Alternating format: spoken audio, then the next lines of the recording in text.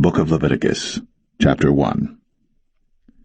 And the Lord called unto Moses, and spake unto him out of the tabernacle of the congregation, saying, Speak unto the children of Israel, and say unto them, If any man of you bring an offering unto the Lord, ye shall bring your offering of the cattle, even of the herd, and of the flock. If his offering be a burnt sacrifice of the herd, let him offer a male without blemish. He shall offer it of his own voluntary will at the door of the tabernacle of the congregation before the Lord. And he shall put his hand upon the head of the burnt offering, and it shall be accepted for him to make atonement for him. And he shall kill the bullock before the Lord, and the priests, Aaron's sons, shall bring the blood, and sprinkle the blood round about upon the altar that is by the door of the tabernacle of the congregation. And he shall flay the burnt offering, and cut it into his pieces. And the sons of Aaron the priests shall put fire upon the altar, and lay the wood in order upon the fire. And the priests, Aaron's sons, shall lay the parts, the head, and the fat, in order upon the wood that is on the fire which is upon the altar. But his inwards and his legs shall he wash in water, and the priests shall burn all on the altar to be a burnt sacrifice, an offering made by fire, of a sweet savour unto the Lord.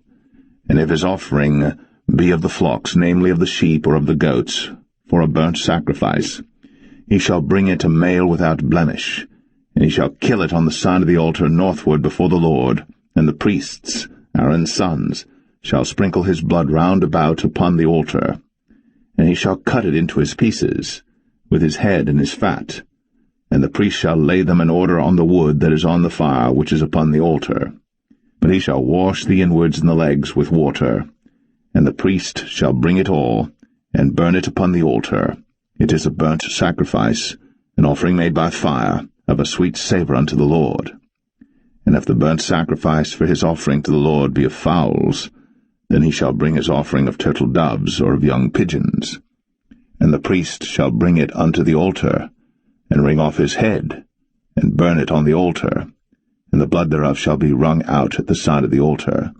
And he shall pluck away his crop with his feathers, and cast it beside the altar on the east part, by the place of the ashes. And he shall cleave it with the wings thereof, but shall not divide it asunder. And the priest shall burn it upon the altar, upon the wood that is upon the fire. It is a burnt sacrifice, an offering made by fire, of a sweet savour unto the Lord.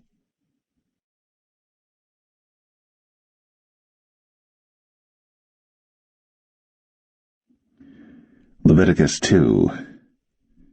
And when any will offer a meat offering unto the Lord, his offering shall be of fine flour, and he shall pour oil upon it, and put frankincense thereon, and he shall bring it to Aaron's sons the priests.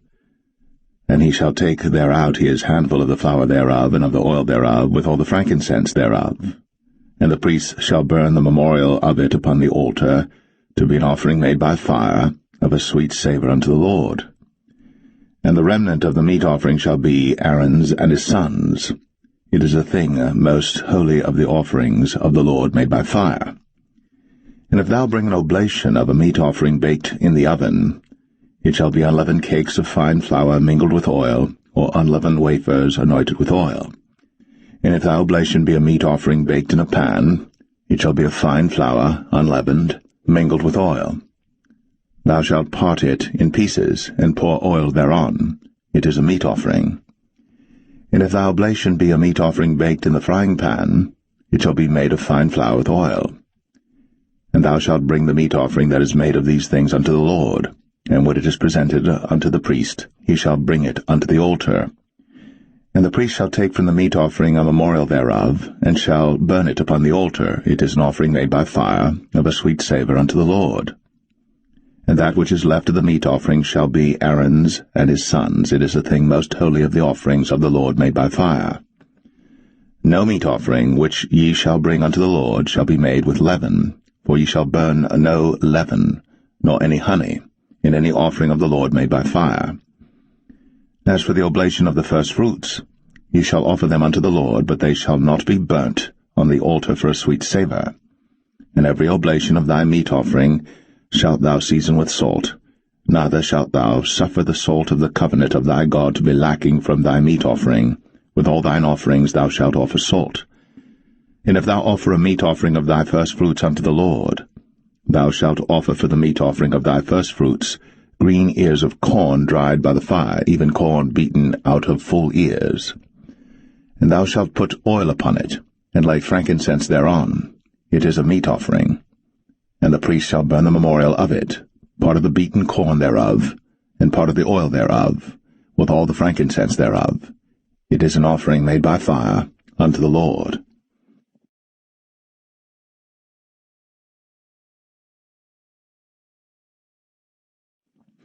Leviticus 3. And if his oblation be a sacrifice of peace offering, if he offer it of the herd, whether it be a male or female, he shall offer it without blemish before the Lord. And he shall lay his hand upon the head of his offering, and kill it at the door of the tabernacle of the congregation. And Aaron's sons the priests shall sprinkle the blood upon the altar round about. And he shall offer of the sacrifice of the peace offering an offering made by fire unto the Lord, the fat that covereth the inwards, and all the fat that is upon the inwards, and the 2 kidneys, and the fat that is on them, which is by the flanks, and the caul above the liver, with the kidneys, it shall he take away. And Aaron's sons shall burn it on the altar upon the burnt sacrifice which is upon the wood that is on the fire. It is an offering made by fire, of a sweet savour unto the Lord. And if his offering for a sacrifice of peace offering unto the Lord be of the flock, male or female, he shall offer it without blemish. If he offer a lamb for his offering, then shall he offer it before the Lord. And he shall lay his hand upon the head of his offering, and kill it before the tabernacle of the congregation. And Aaron's sons shall sprinkle the blood thereof round about upon the altar. And he shall offer of the sacrifice of the peace offering an offering made by fire unto the Lord, the fat thereof, and the whole rump, it shall he take off hard by the backbone, and the fat that covereth the inwards, and all the fat that is upon the inwards, and the 2 kidneys, and the fat that is upon them, which is by the flanks, and the caul above the liver, with the kidneys, it shall he take away. And the priest shall burn it upon the altar. It is the food of the offering made by fire unto the Lord. And if his offering be a goat, then he shall offer it before the Lord. And he shall lay his hand upon the head of it, and kill it before the tabernacle of the congregation. And the sons of Aaron shall sprinkle the blood thereof upon the altar round about. And he shall offer thereof his offering, even an offering made by fire unto the Lord, the fat that covereth the inwards, and all the fat that is upon the inwards, and the 2 kidneys, and the fat that is upon them, which is by the flanks, and the caul above the liver, with the kidneys, it shall he take away. And the priest shall burn them upon the altar. It is the food of the offering made by fire for a sweet savour. All the fat is the Lord's. It shall be a perpetual statute for your generations throughout all your dwellings, that ye eat neither fat nor blood.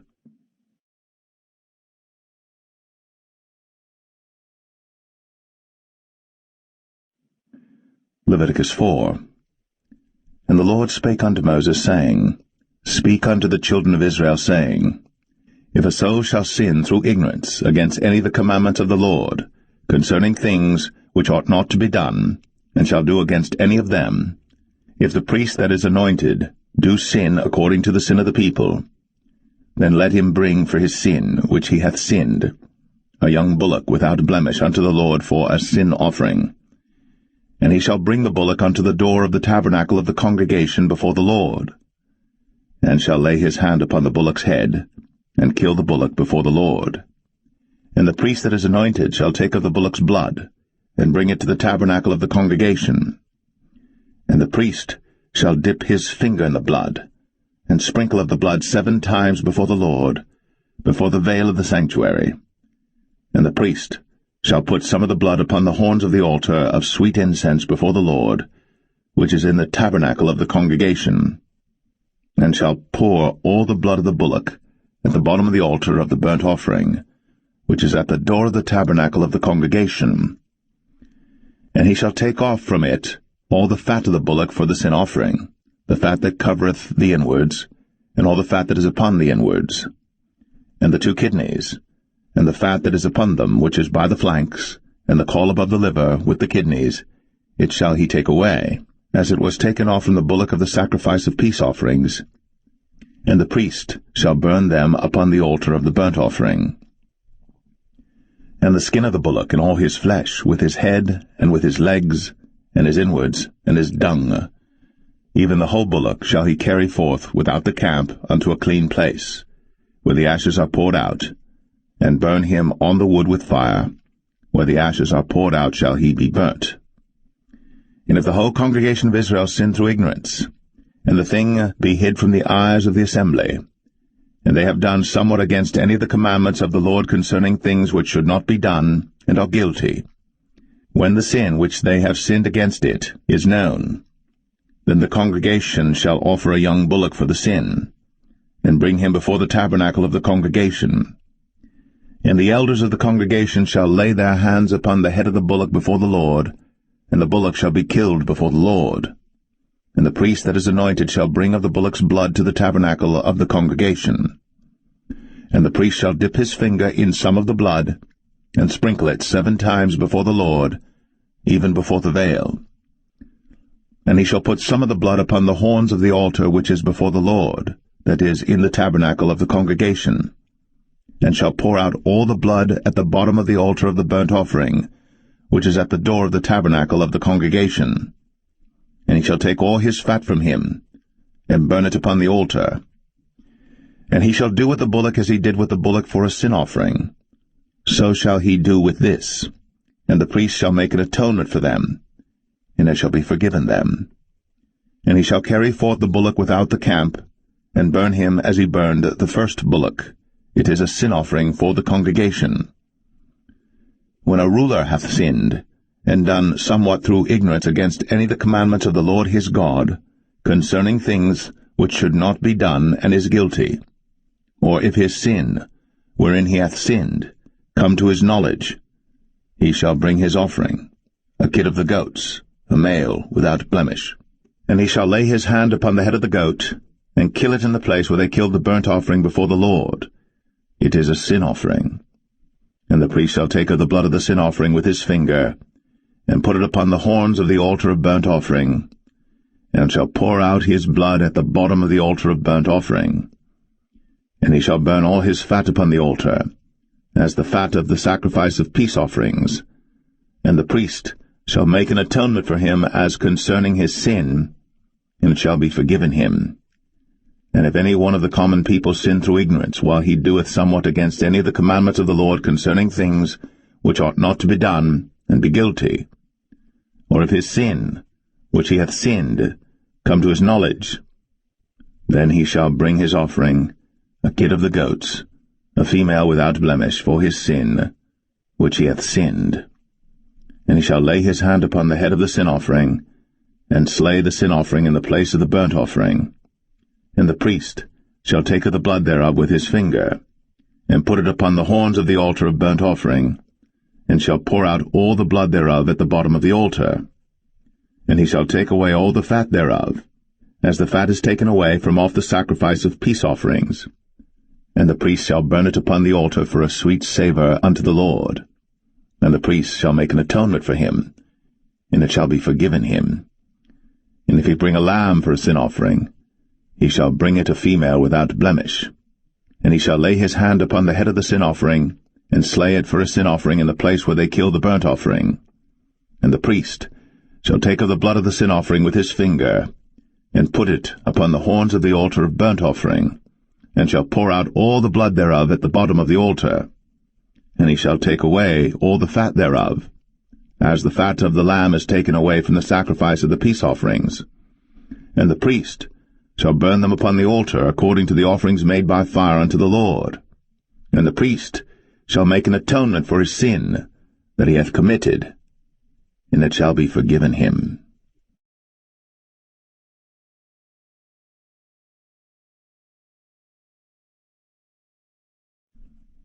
Leviticus 5.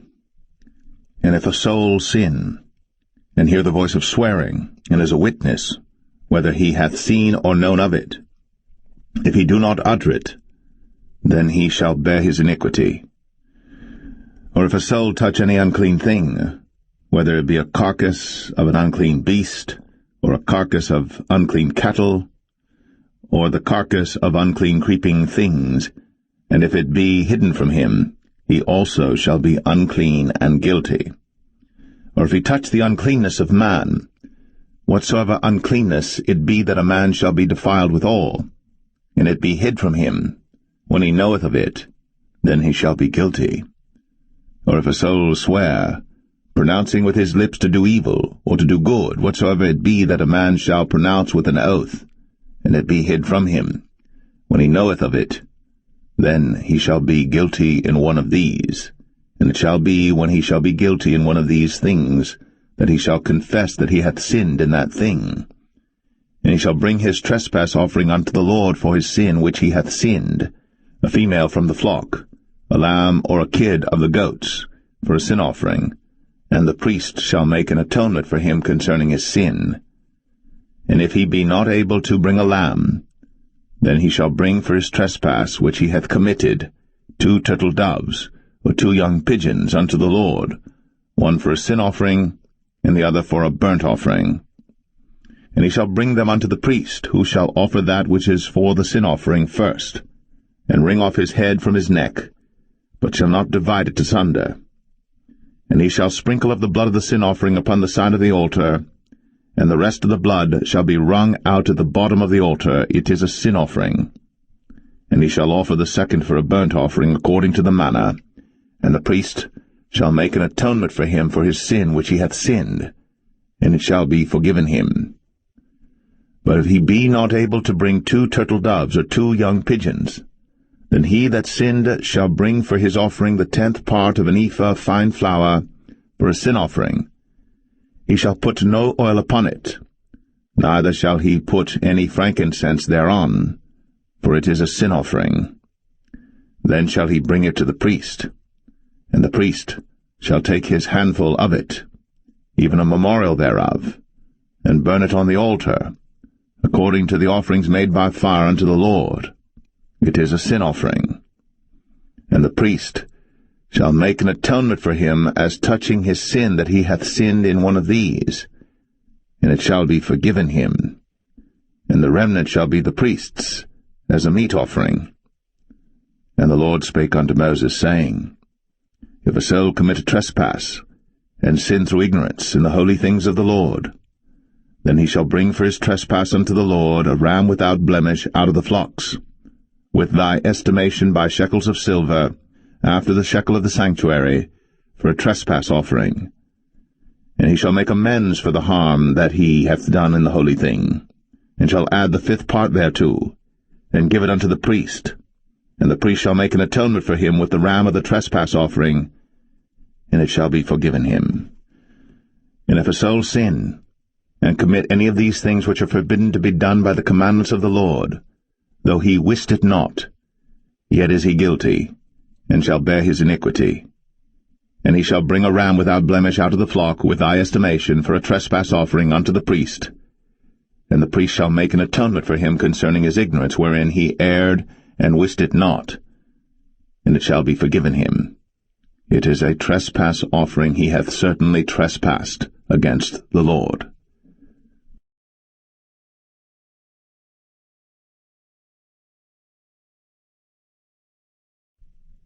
Leviticus 6. And the Lord spake unto Moses, saying, If a soul sin, and commit a trespass against the Lord, and lie unto his neighbor in that which was delivered him to keep, for in fellowship or in a thing taken away by violence, or hath deceived his neighbor, or have found that which was lost, and lieth concerning it, and sweareth falsely, in any of all these that a man doeth, sinning therein, then it shall be, because he hath sinned, and is guilty, that he shall restore that which he took violently away, or the thing which he hath deceitfully gotten, or that which was delivered him to keep, or the lost thing which he found, or all that about which he hath sworn falsely. He shall even restore it in the principal, and shall add the 5th part more thereto, and give it unto him to whom it appertaineth, in the day of his trespass offering. And he shall bring his trespass offering unto the Lord, a ram without blemish out of the flock, with thy estimation, for a trespass offering unto the priest. And the priest shall make an atonement for him before the Lord, and it shall be forgiven him for anything of all that he hath done in trespassing therein. And the Lord spake unto Moses, saying, Command Aaron and his sons, saying, This is the law of the burnt offering. It is the burnt offering because of the burning upon the altar all night unto the morning, and the fire of the altar shall be burning in it. And the priest shall put on his linen garment, and his linen breeches shall he put upon his flesh, and take up the ashes, which the fire hath consumed with the burnt offering on the altar. And he shall put them beside the altar. And he shall put off his garments, and put on other garments, and carry forth the ashes without the camp unto a clean place. And the fire upon the altar shall be burning in it. It shall not be put out. And the priest shall burn wood on it every morning, and lay the burnt offering in order upon it.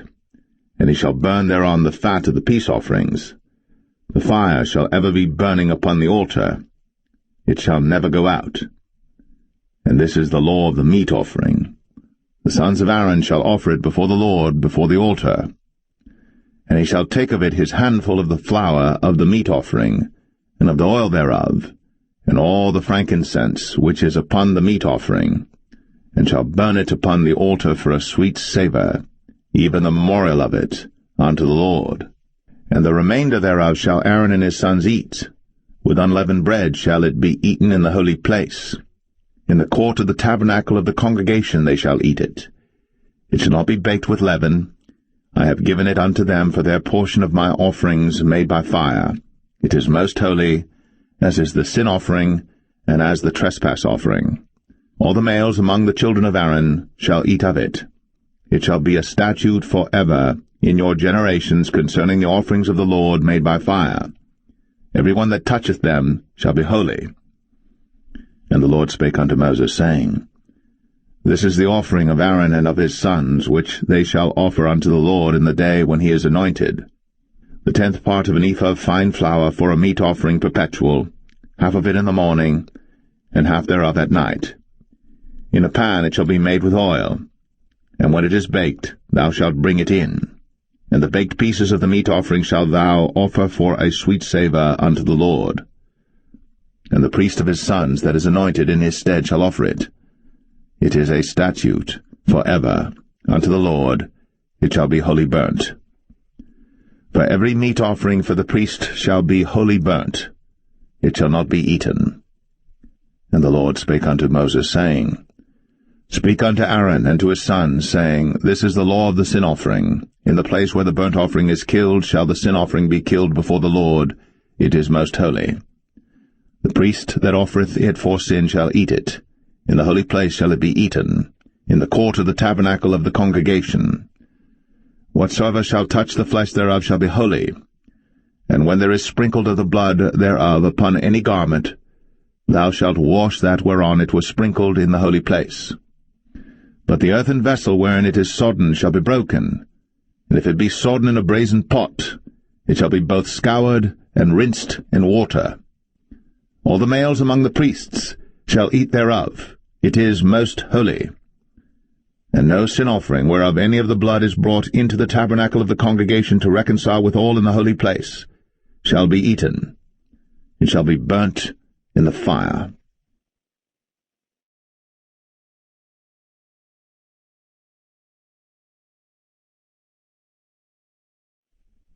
Leviticus 7. Likewise, this is the law of the trespass offering. It is most holy. In the place where they kill the burnt offering shall they kill the trespass offering, and the blood thereof shall he sprinkle round about upon the altar.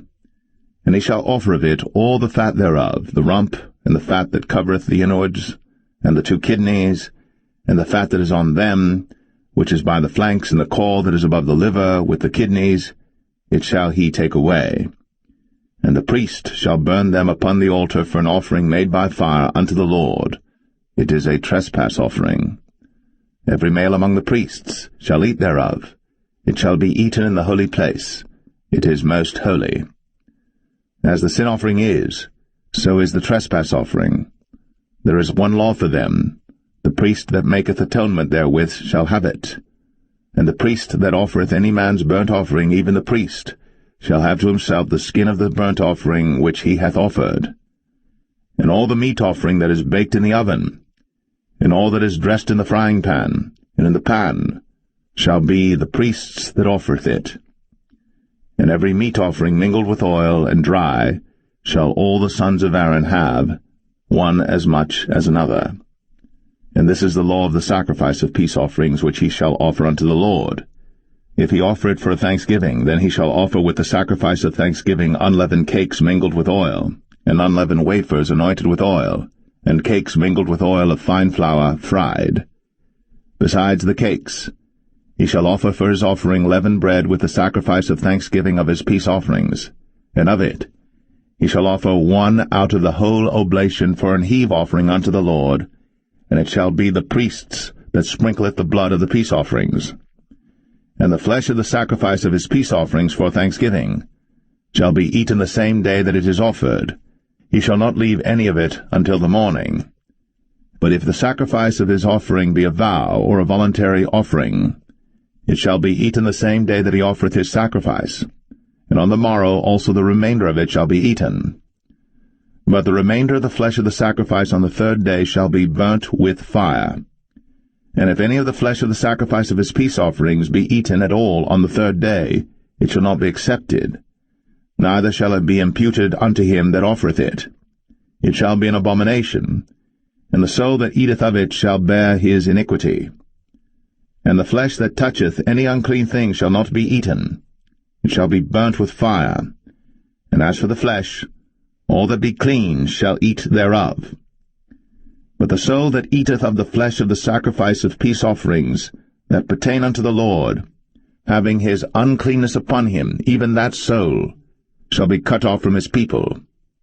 Moreover, the soul that shall touch any unclean thing, as the uncleanness of man, or any unclean beast, or any abominable unclean thing, and eat of the flesh of the sacrifice of peace offerings, which pertain unto the Lord, even that soul shall be cut off from his people. And the Lord spake unto Moses, saying, Speak unto the children of Israel, saying, Ye shall eat no manner of fat, of ox, or of sheep, or of goat, and the fat of the beast that dieth of itself, and the fat of that which is torn with beasts, may be used in any other use, but ye shall in no wise eat of it. For whosoever eateth the fat of the beast, of which men offer an offering made by fire unto the Lord, even the soul that eateth it shall be cut off from his people. Moreover, ye shall eat no manner of blood, whether it be of fowl or of beast, in any of your dwellings. Whatsoever soul it be that eateth any manner of blood, even that soul shall be cut off from his people. And the Lord spake unto Moses, saying, Speak unto the children of Israel, saying, He that offereth the sacrifice of his peace offerings unto the Lord shall bring his oblation unto the Lord the sacrifice of his peace offerings. His own hands shall bring the offerings of the Lord made by fire, the fat with the breast. It shall he bring, that the breast may be waved for a wave offering before the Lord. And the priest shall burn the fat upon the altar, but the breast shall be Aaron's and his sons'. And the right shoulder shall ye give unto the priest for an heave offering of the sacrifices of your peace offerings. He among the sons of Aaron, that offereth the blood of the peace offerings, and the fat, shall have the right shoulder for his part. For the wave breast, and the heave shoulder, have I taken of the children of Israel, from off the sacrifices of their peace offerings, and have given them unto Aaron the priest, and unto his sons by a statute forever from among the children of Israel. This is the portion of the anointing of Aaron, and of the anointing of his sons, out of the offerings of the Lord made by fire, in the day when he presented them to minister unto the Lord in the priest's office, which the Lord commanded to be given them of the children of Israel, in the day that he anointed them, by a statute forever throughout their generations. This is the law of the burnt offering, of the meat offering, and of the sin offering, and of the trespass offering, and of the consecrations, and of the sacrifice of the peace offerings, which the Lord commanded Moses in Mount Sinai, in the day that he commanded the children of Israel to offer their oblations unto the Lord in the wilderness of Sinai.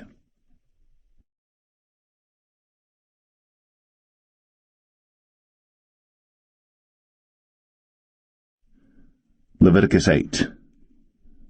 And the Lord spake unto Moses, saying, Take Aaron and his sons with him, and the garments and the anointing oil, and a bullock for the sin offering, and 2 rams, and a basket of unleavened bread. And gather thou all the congregation together unto the door of the tabernacle of the congregation. And Moses did as the Lord commanded him. And the assembly was gathered together unto the door of the tabernacle of the congregation. And Moses said unto the congregation, This is the thing which the Lord commanded to be done. And Moses brought Aaron and his sons, and washed them with water. And he put upon him the coat, and girded him with the girdle, and clothed him with the robe, and put the ephod upon him.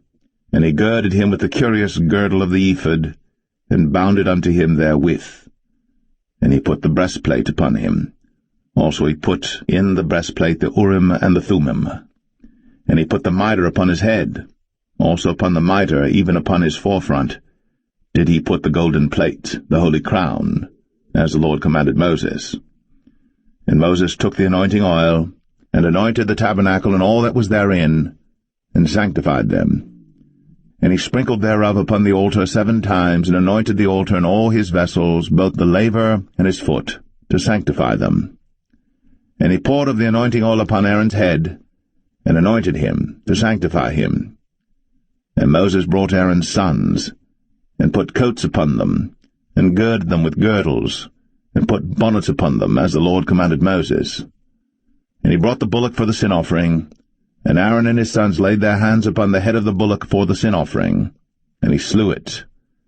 And Moses took the blood, and put it upon the horns of the altar round about with his finger, and purified the altar, and poured the blood at the bottom of the altar, and sanctified it, to make reconciliation upon it. And he took all the fat that was upon the inwards, and the caul above the liver, and the 2 kidneys, and their fat, and Moses burned it upon the altar. But the bullock and his hide, his flesh and his dung, he burnt with fire without the camp, as the Lord commanded Moses. And he brought the ram for the burnt offering, and Aaron and his sons laid their hands upon the head of the ram, and he killed it. And Moses sprinkled the blood upon the altar round about, and he cut the ram into pieces. And Moses burnt the head, and the pieces, and the fat, and he washed the inwards and the legs in water. And Moses burnt the whole ram upon the altar. It was a burnt sacrifice for a sweet savour, and an offering made by fire unto the Lord, as the Lord commanded Moses. And he brought the other ram, the ram of consecration. And Aaron and his sons laid their hands upon the head of the ram, and he slew it. And Moses took of the blood of it, and put it upon the tip of Aaron's right ear, and upon the thumb of his right hand, and upon the great toe of his right foot. And he brought Aaron's sons, and Moses put of the blood upon the tip of their right ear, and upon the thumbs of their right hands, and upon the great toes of their right feet. And Moses sprinkled the blood upon the altar round about. And he took the fat, and the rump, and all the fat that was upon the inwards, and the caul above the liver, and the 2 kidneys and their fat, and the right shoulder, and out of the basket of unleavened bread that was before the Lord, he took 1 unleavened cake, and a cake of oiled bread, and 1 wafer, and put them on the fat, and upon the right shoulder. And he put all upon Aaron's hands, and upon his sons' hands, and waved them for a wave offering before the Lord. And Moses took them from off their hands, and burnt them on the altar upon the burnt offering. They were consecrations for a sweet savour. It is an offering made by fire unto the Lord. And Moses took the breast, and waved it for a wave offering before the Lord. For of the ram of consecration it was Moses' part, as the Lord commanded Moses. And Moses took of the anointing oil, and of the blood which was upon the altar, and sprinkled it upon Aaron, and upon his garments, and upon his sons, and upon his sons' garments with him, and sanctified Aaron, and his garments, and his sons' garments with him. And Moses said unto Aaron and to his sons, Boil the flesh at the door of the tabernacle of the congregation, and there eat it with the bread that is in the basket of consecrations, as I commanded, saying, Aaron and his sons shall eat it. and that which remaineth of the flesh and of the bread shall ye burn with fire. And ye shall not go out of the door of the tabernacle of the congregation in 7 days, until the days of your consecration be at an end. For 7 days shall he consecrate you. As he hath done this day, so the Lord hath commanded to do, to make an atonement for you. Therefore shall ye abide at the door of the tabernacle of the congregation day and night, 7 days, and keep the charge of the Lord, that ye die not, for so I am commanded. So Aaron and his sons did all things which the Lord commanded by the hand of Moses.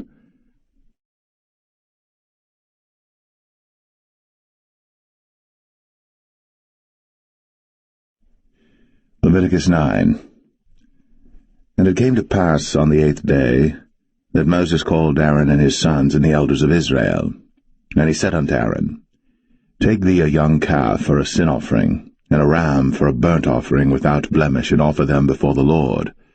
And unto the children of Israel thou shalt speak, saying, Take ye a kid of the goats for a sin offering, and a calf and a lamb, both of the first year, without blemish, for a burnt offering.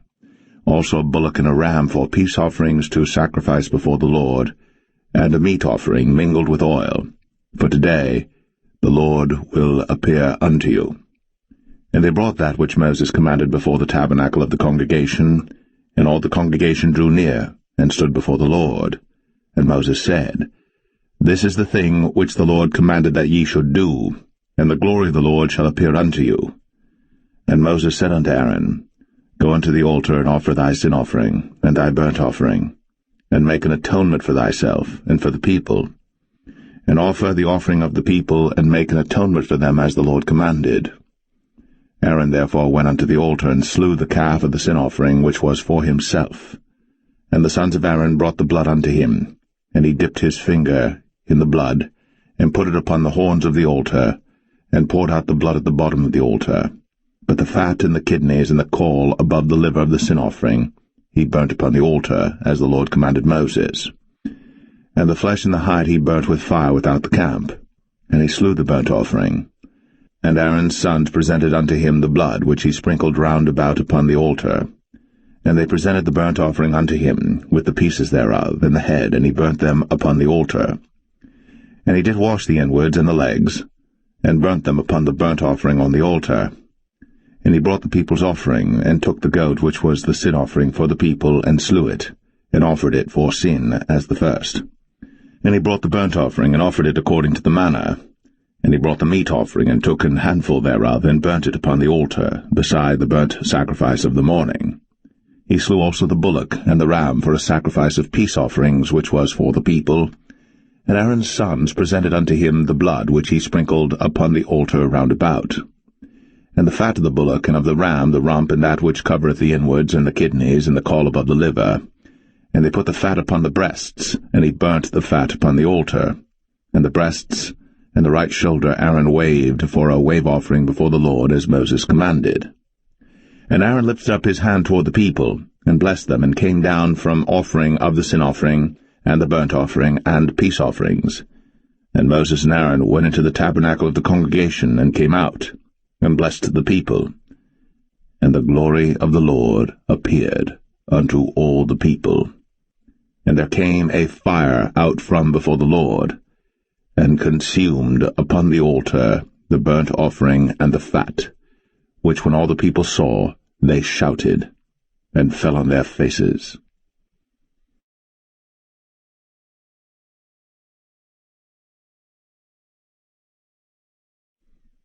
Leviticus 10. And Nadab and Abihu, the sons of Aaron, took either of them his censer, and put fire therein, and put incense thereon, and offered strange fire before the Lord, which he commanded them not. And there went out fire from the Lord, and devoured them, and they died before the Lord. Then Moses said unto Aaron, This is it that the Lord spake, saying, I will be sanctified in them that come nigh me, and before all the people I will be glorified. And Aaron held his peace. And Moses called Mishael and Elzaphan, the sons of Uzziel, the uncle of Aaron, and said unto them, Come near, carry your brethren from before the sanctuary out of the camp, So they went near, and carried them in their coats out of the camp, as Moses had said. And Moses said unto Aaron, and unto Eleazar, and unto Ithamar his sons, Uncover not your heads, neither rend your clothes, lest ye die, and lest wrath come upon all the people. But let your brethren, the whole house of Israel, bewail the burning which the Lord hath kindled.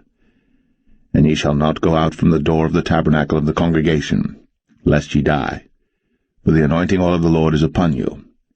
And they did according to the word of Moses. And the Lord spake unto Aaron, saying, Do not drink wine nor strong drink, thou nor thy sons with thee, when ye go into the tabernacle of the congregation, lest ye die. It shall be a statute for ever throughout your generations.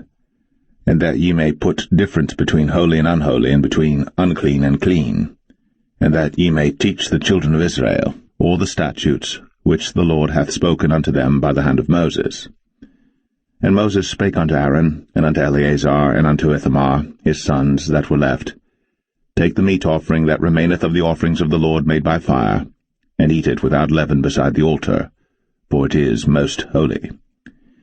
And ye shall eat it in the holy place, because it is thy due, and thy son's due, of the sacrifices of the Lord made by fire, for so I am commanded.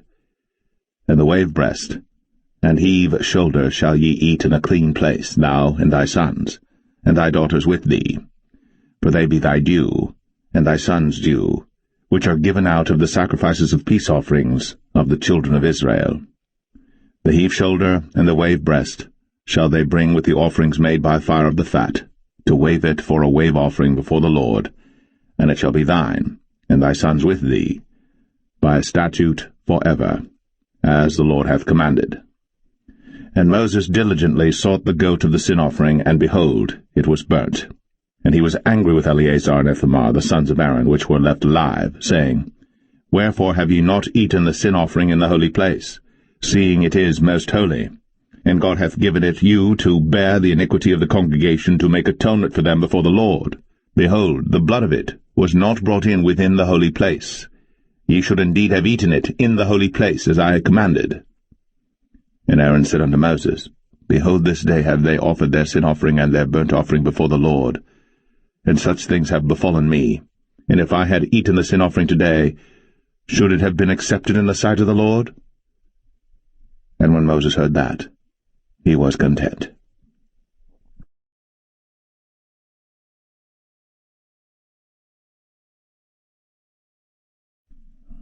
Leviticus 11. And the Lord spake unto Moses and to Aaron, saying unto them, Speak unto the children of Israel, saying, These are the beasts, which ye shall eat among all the beasts that are on the earth. Whatsoever parteth the hoof, and is cloven-footed, and cheweth the cud, among the beasts, that shall ye eat. Nevertheless, these shall ye not eat of them that chew the cud, or of them that divide the hoof. As the camel, because he cheweth the cud, but divideth not the hoof, he is unclean unto you. And the coney, because he cheweth the cud, but divideth not the hoof, he is unclean unto you. And the hare, because he cheweth the cud, but divideth not the hoof, he is unclean unto you. And the swine, though he divide the hoof, and be cloven-footed, yet he cheweth not the cud, he is unclean to you. Of their flesh shall ye not eat, and their carcass shall ye not touch, they are unclean to you. These shall ye eat of all that are in the waters. Whatsoever hath fins and scales in the waters, in the seas, and in the rivers, them shall ye eat. And all that have not fins and scales in the seas, and in the rivers, of all that move in the waters, and of any living thing which is in the waters, they shall be an abomination unto you. They shall be even an abomination unto you. Ye shall not eat of their flesh, but ye shall have their carcasses in abomination. Whatsoever hath no fins nor scales in the waters, that shall be an abomination unto you. And these are they which ye shall have in abomination among the fowls. They shall not be eaten. They are an abomination, the eagle, and the ossifrage, and the osprey, and the vulture, and the kite after his kind, every raven after his kind, and the owl, and the nighthawk, and the cuckoo, and the hawk after his kind, and the little owl, and the cormorant, and the great owl, and the swan, and the pelican, and the gyre eagle, and the stork, the heron after her kind, and the lapwing, and the bat. All fowls that creep, going upon all four, shall be an abomination unto you. Yet these may ye eat of every flying creeping thing that goeth upon all four, which have legs above their feet, to leap withal upon the earth. Even these of them ye may eat, the locust after his kind, and the bald locust after his kind, and the beetle after his kind, and the grasshopper after his kind. But all other flying creeping things which have 4 feet shall be an abomination unto you, and for these ye shall be unclean. Whosoever toucheth the carcass of them shall be unclean until the even. And whosoever beareth aught of the carcass of them shall wash his clothes, and be unclean until the even. The carcasses of every beast which divideth the hoof, and is not cloven-footed, nor cheweth the cud, are unclean unto you. Every one that toucheth them shall be unclean. And whatsoever goeth upon his paws among all manner of beasts that go on all four, those are unclean unto you. Whoso toucheth their carcass shall be unclean until the even. And he that beareth the carcass of them shall wash his clothes, and be unclean until the even. They are unclean unto you. These also shall be unclean unto you among the creeping things that creep upon the earth, the weasel, and the mouse, and the tortoise after his kind, and the ferret, and the chameleon, and the lizard, and the snail, and the mole. These are unclean to you among all that creep. Whosoever doth touch them, when they be dead, shall be unclean until the even. And upon whatsoever any of them, when they are dead, doth fall, it shall be unclean, whether it be any vessel of wood, or raiment, or skin, or sack, whatsoever vessel it be, wherein any work is done, it must be put into water, and it shall be unclean until the even. So it shall be cleansed. And every earthen vessel, whereinto any of them falleth, whatsoever is in it shall be unclean, and ye shall break it. Of all meat which may be eaten, that on which such water cometh shall be unclean, and all drink that may be drunk in every such vessel shall be unclean. And everything whereupon any part of their carcass falleth shall be unclean, whether it be oven, or ranges, or pots, they shall be broken down, for they are unclean, and shall be unclean unto you. Nevertheless a fountain or pit wherein there is plenty of water shall be clean, but that which toucheth their carcass shall be unclean. And if any part of their carcass fall upon any sowing seed which is to be sown, it shall be clean. But if any water be put upon the seed, and any part of their carcass fall thereon, it shall be unclean unto you. And if any beast of which ye may eat die, he that toucheth the carcass thereof shall be unclean until the even. And he that eateth of the carcass of it shall wash his clothes, and be unclean until the even. He also that beareth the carcass of it shall wash his clothes, and be unclean until the even. And every creeping thing that creepeth upon the earth shall be an abomination. It shall not be eaten. Whatsoever goeth upon the belly, and whatsoever goeth upon all four, or whatsoever hath more feet among all creeping things that creep upon the earth, them ye shall not eat, for they are an abomination. Ye shall not make yourselves abominable with any creeping thing that creepeth, neither shall ye make yourselves unclean with them, that ye should be defiled thereby. For I am the Lord your God. Ye shall therefore sanctify yourselves, and ye shall be holy, for I am holy. Neither shall ye defile yourselves with any manner of creeping thing that creepeth upon the earth. For I am the Lord that bringeth you up out of the land of Egypt, to be your God. Ye shall therefore be holy, for I am holy. This is the law of the beasts, and of the fowl, and of every living creature that moveth in the waters, and of every creature that creepeth upon the earth, to make a difference between the unclean and the clean, and between the beast that may be eaten, and the beast that may not be eaten.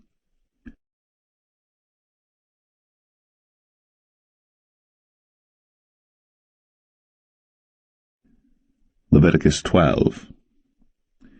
And the Lord spake unto Moses, saying, Speak unto the children of Israel, saying, If a woman have conceived seed, and born a man-child, then she shall be unclean 7 days, according to the days of the separation for her infirmity shall she be unclean. And in the 8th day the flesh of his foreskin shall be circumcised, and she shall then continue in the blood of her purifying 33 days. She shall touch no hallowed thing, nor come into the sanctuary until the days of her purifying be fulfilled. And if she bear a maid child, then she shall be unclean 2 weeks, as in her separation, and she shall continue in the blood of her purifying 66 days. And when the days of her purifying are fulfilled, for a son or for a daughter, she shall bring a lamb of the first year for a burnt offering, and a young pigeon, or a turtle dove, for a sin offering, unto the door of the tabernacle of the congregation, unto the priest, who shall offer it before the Lord, and make an atonement for her, and she shall be cleansed from the issue of her blood.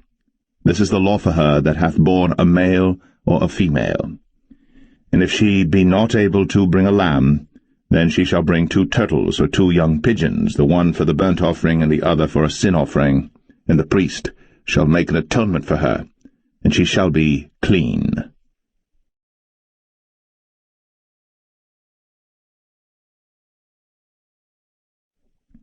Leviticus 13. And the Lord spake unto Moses and Aaron, saying, When a man shall have in the skin of his flesh a rising, a scab, or bright spot, and it be in the skin of his flesh like the plague of leprosy, then he shall be brought unto Aaron the priest, or unto one of his sons the priests. And the priest shall look on the plague in the skin of the flesh, and when the hair in the plague is turned white, and the plague in sight be deeper than the skin of his flesh, it is a plague of leprosy, and the priest shall look on him, and pronounce him unclean. If the bright spot be white in the skin of his flesh, and in sight be not deeper than the skin, and the hair thereof be not turned white, then the priest shall shut up him that hath the plague 7 days. And the priest shall look on him the 7th day, and behold, if the plague in his sight be at a stay, and the plague spread not in the skin, then the priest shall shut him up 7 days more. And the priest shall look on him again the 7th day, and behold, if the plague be somewhat dark, and the plague spread not in the skin, the priest shall pronounce him clean. It is but a scab, and he shall wash his clothes, and be clean. But if the scab spread much abroad in the skin, after that he hath been seen of the priest for his cleansing, he shall be seen of the priest again. And if the priest see that, behold, the scab spreadeth in the skin, then the priest shall pronounce him unclean. It is a leprosy. When the plague of leprosy is in a man, then he shall be brought unto the priest.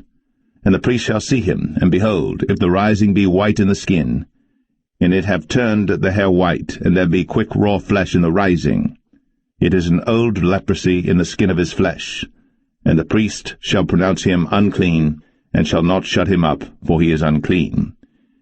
And if a leprosy break out abroad in the skin, and the leprosy cover all the skin of him that hath the plague from his head even to his foot, wheresoever the priest looketh, then the priest shall consider, and behold, if the leprosy have covered all his flesh, he shall pronounce him clean that hath the plague. It is all turned white, he is clean. But when raw flesh appeareth in him, he shall be unclean. And the priest shall see the raw flesh, and pronounce him to be unclean. For the raw flesh is unclean, it is a leprosy. Or if the raw flesh turn again, and be changed unto white, he shall come unto the priest. And the priest shall see him, and behold, if the plague be turned into white, then the priest shall pronounce him clean that hath the plague. He is clean. The flesh also, in which even in the skin thereof was a boil, and is healed, and in the place of the boil there be a white rising, or a bright spot, white and somewhat reddish, and it be shown to the priest. And if, when the priest seeth it, behold, it be in sight lower than the skin, and the hair thereof be turned white, the priest shall pronounce him unclean. It is a plague of leprosy broken out of the boil. But if the priest look on it, and behold, there be no white hairs therein, and if it be not lower than the skin, but be somewhat dark, then the priest shall shut him up 7 days. And if it spread much abroad in the skin, then the priest shall pronounce him unclean. It is a plague. But if the bright spot stay in his place, and spread not, it is a burning boil, and the priest shall pronounce him clean. Or if there be any flesh in the skin whereof there is a hot burning, and the quick flesh that burneth have a white bright spot, somewhat reddish or white, then the priest shall look upon it, and behold, if the hair in the bright spot be turned white, and it be in sight deeper than the skin, it is a leprosy broken out of the burning. Wherefore the priest shall pronounce him unclean. It is the plague of leprosy. But if the priest look on it, and behold, there be no white hair in the bright spot, and it be no lower than the other skin, but be somewhat dark, then the priest shall shut him up 7 days. And the priest shall look upon him the 7th day, and if it be spread much abroad in the skin, then the priest shall pronounce him unclean. It is the plague of leprosy. And if the bright spot stay in his place, and spread not in the skin, but it be somewhat dark, it is a rising of the burning, and the priest shall pronounce him clean. For it is an inflammation of the burning. If a man or woman have a plague upon the head or the beard, then the priest shall see the plague, and behold, if it be in sight deeper than the skin, and there be in it a yellow thin hair, then the priest shall pronounce him unclean. It is a dry scall, even a leprosy upon the head or beard.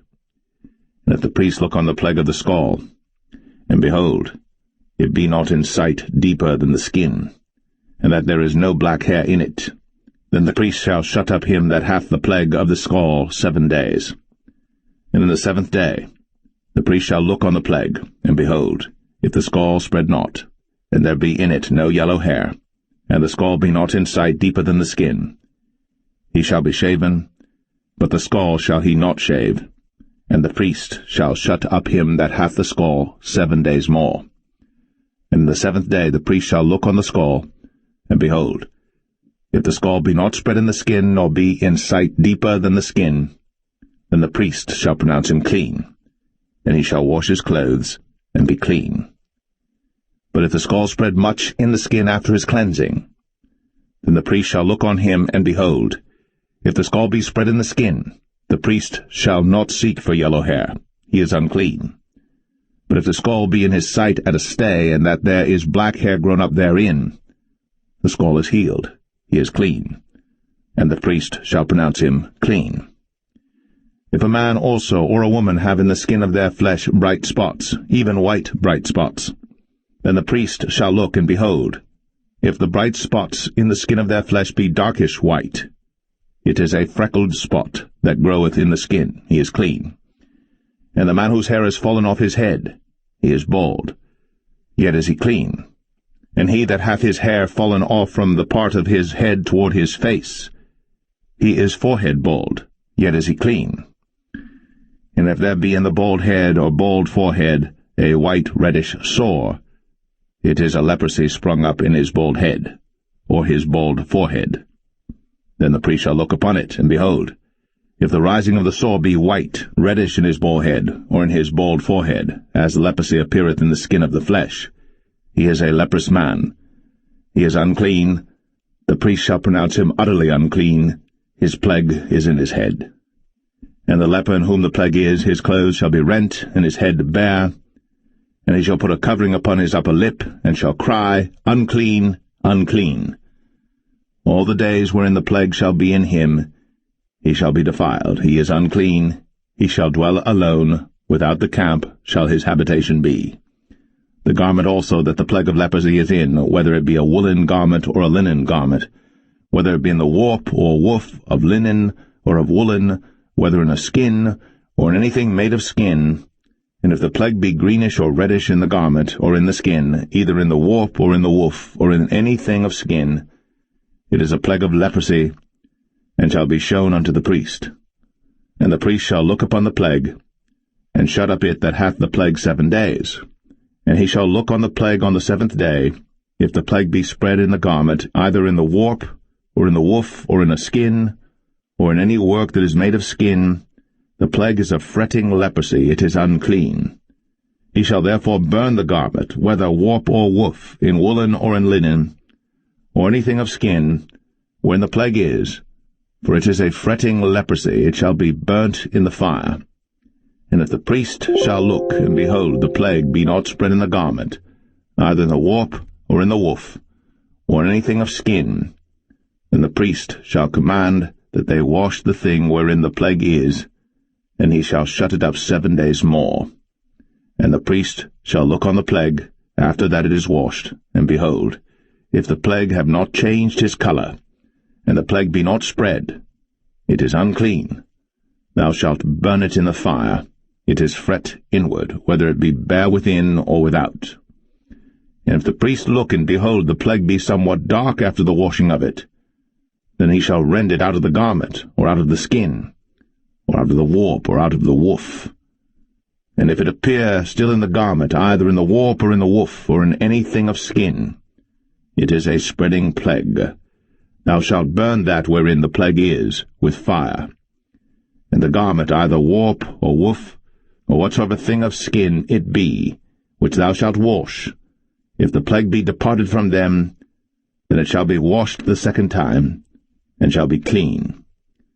This is the law of the plague of leprosy in a garment of woolen or linen, either in the warp or woof, or anything of skins, to pronounce it clean, or to pronounce it unclean.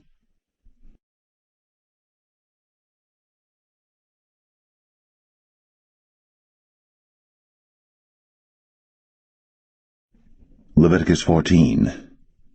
And the Lord spake unto Moses, saying, This shall be the law of the leper in the day of his cleansing. He shall be brought unto the priest. And the priest shall go forth out of the camp, and the priest shall look, and behold, if the plague of leprosy be healed in the leper, then shall the priest command to take for him that is to be cleansed 2 birds alive and clean, and cedar wood, and scarlet and hyssop. And the priest shall command that one of the birds be killed in an earthen vessel over running water. As for the living bird, he shall take it, and the cedar wood, and the scarlet, and the hyssop, and shall dip them and the living bird in the blood of the bird that was killed over the running water. And he shall sprinkle upon him that is to be cleansed from the leprosy 7 times, and shall pronounce him clean, and shall let the living bird loose into the open field. And he that is to be cleansed shall wash his clothes, and shave off all his hair, and wash himself in water, that he may be clean. And after that he shall come into the camp, and shall tarry abroad out of his tent 7 days. But it shall be on the 7th day that he shall shave all his hair off his head, and his beard, and his eyebrows. Even all his hair he shall shave off. And he shall wash his clothes. Also he shall wash his flesh in water, and he shall be clean. And on the 8th day he shall take 2 he-lambs without blemish, and 1 ewe lamb of the first year without blemish, and 3/10 deals of fine flour for a meat offering, mingled with oil, and 1 log of oil. And the priest that maketh him clean shall present the man that is to be made clean, and those things before the Lord, at the door of the tabernacle of the congregation. And the priest shall take 1 he-lamb, and offer him for a trespass offering, and the log of oil, and wave them for a wave offering before the Lord. And he shall slay the lamb in the place where he shall kill the sin offering and the burnt offering in the holy place. For as the sin offering is the priest's, so is the trespass offering. It is most holy. And the priest shall take some of the blood of the trespass offering, and the priest shall put it upon the tip of the right ear of him that is to be cleansed, and upon the thumb of his right hand, and upon the great toe of his right foot. And the priest shall take some of the log of oil, and pour it into the palm of his own left hand. And the priest shall dip his right finger in the oil that is in his left hand, and shall sprinkle of the oil with his finger 7 times before the Lord. And of the rest of the oil that is in his hand shall the priest put upon the tip of the right ear of him that is to be cleansed, and upon the thumb of his right hand, and upon the great toe of his right foot, upon the blood of the trespass offering. And the remnant of the oil that is in the priest's hand he shall pour upon the head of him that is to be cleansed. And the priest shall make an atonement for him before the Lord. And the priest shall offer the sin offering, and make an atonement for him that is to be cleansed from his uncleanness. And afterward he shall kill the burnt offering. And the priest shall offer the burnt offering and the meat offering upon the altar. And the priest shall make an atonement for him, and he shall be clean. And if he be poor, and cannot get so much, then he shall take 1 lamb for a trespass offering to be waved, to make an atonement for him, and 1/10 deal of fine flour mingled with oil for a meat offering, and a log of oil. and 2 turtle doves, or 2 young pigeons, such as he is able to get, and the one shall be a sin offering, and the other a burnt offering.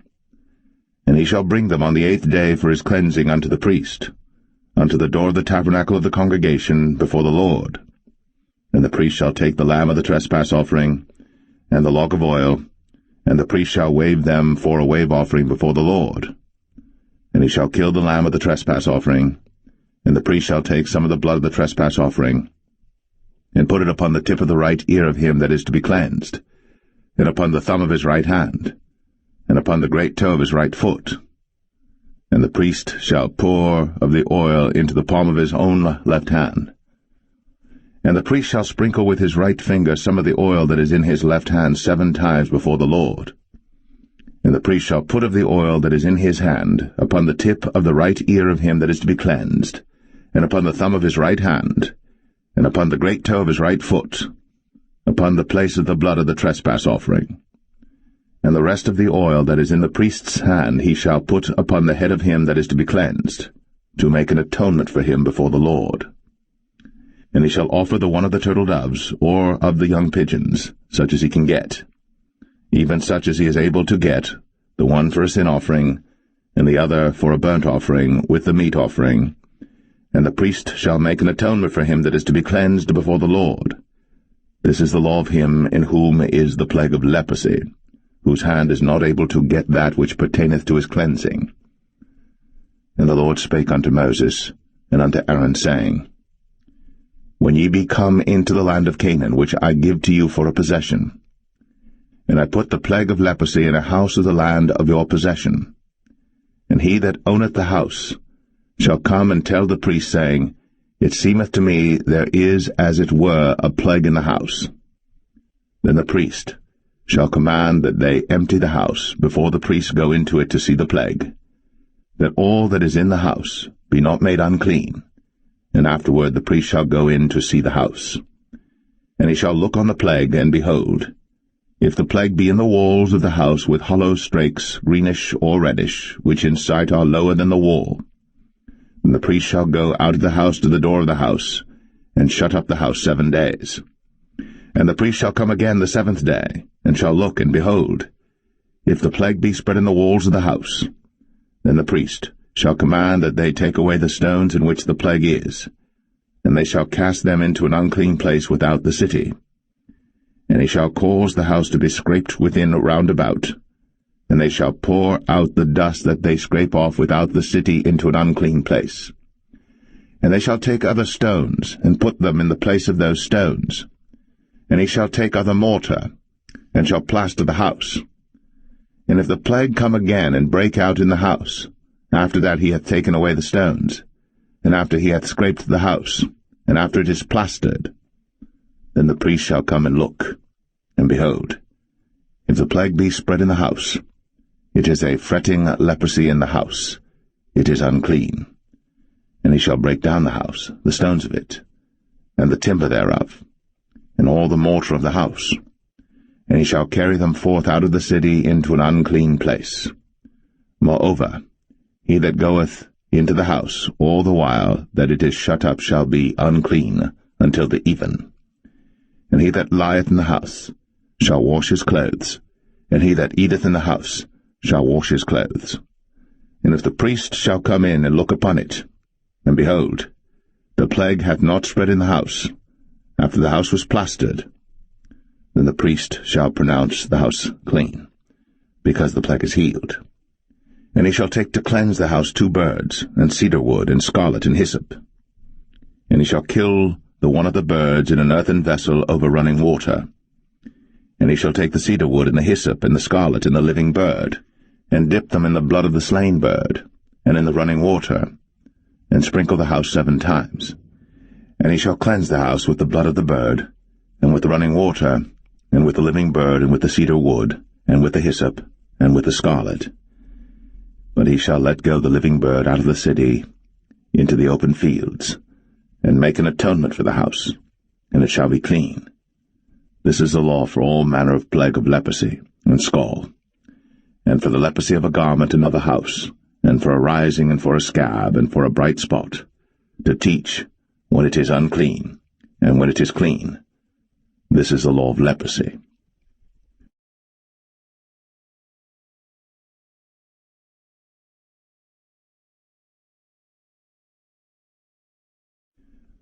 Leviticus 15. And the Lord spake unto Moses and to Aaron, saying, Speak unto the children of Israel, and say unto them, When any man hath a running issue out of his flesh, because of his issue he is unclean.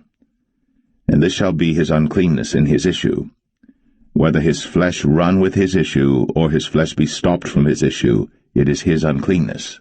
Every bed whereon he lieth that hath the issue is unclean, and everything whereon he sitteth shall be unclean.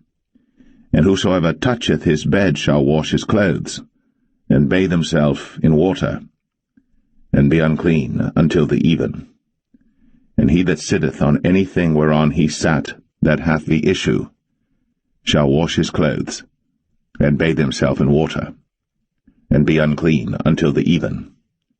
And he that toucheth the flesh of him that hath the issue shall wash his clothes, and bathe himself in water, and be unclean until the even. And if he that hath the issue spit upon him that is clean, then he shall wash his clothes, and bathe himself in water, and be unclean until the even. And what saddle soever he rideth upon that hath the issue shall be unclean. And whosoever toucheth anything that was under him shall be unclean until the even.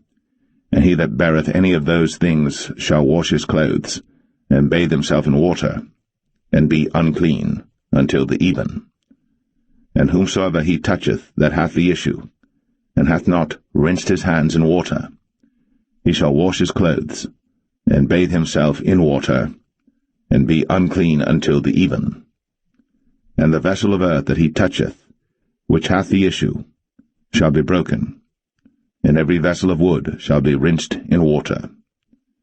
And when he that hath an issue is cleansed of his issue, then he shall number to himself 7 days for his cleansing, and wash his clothes, and bathe his flesh in running water, and shall be clean.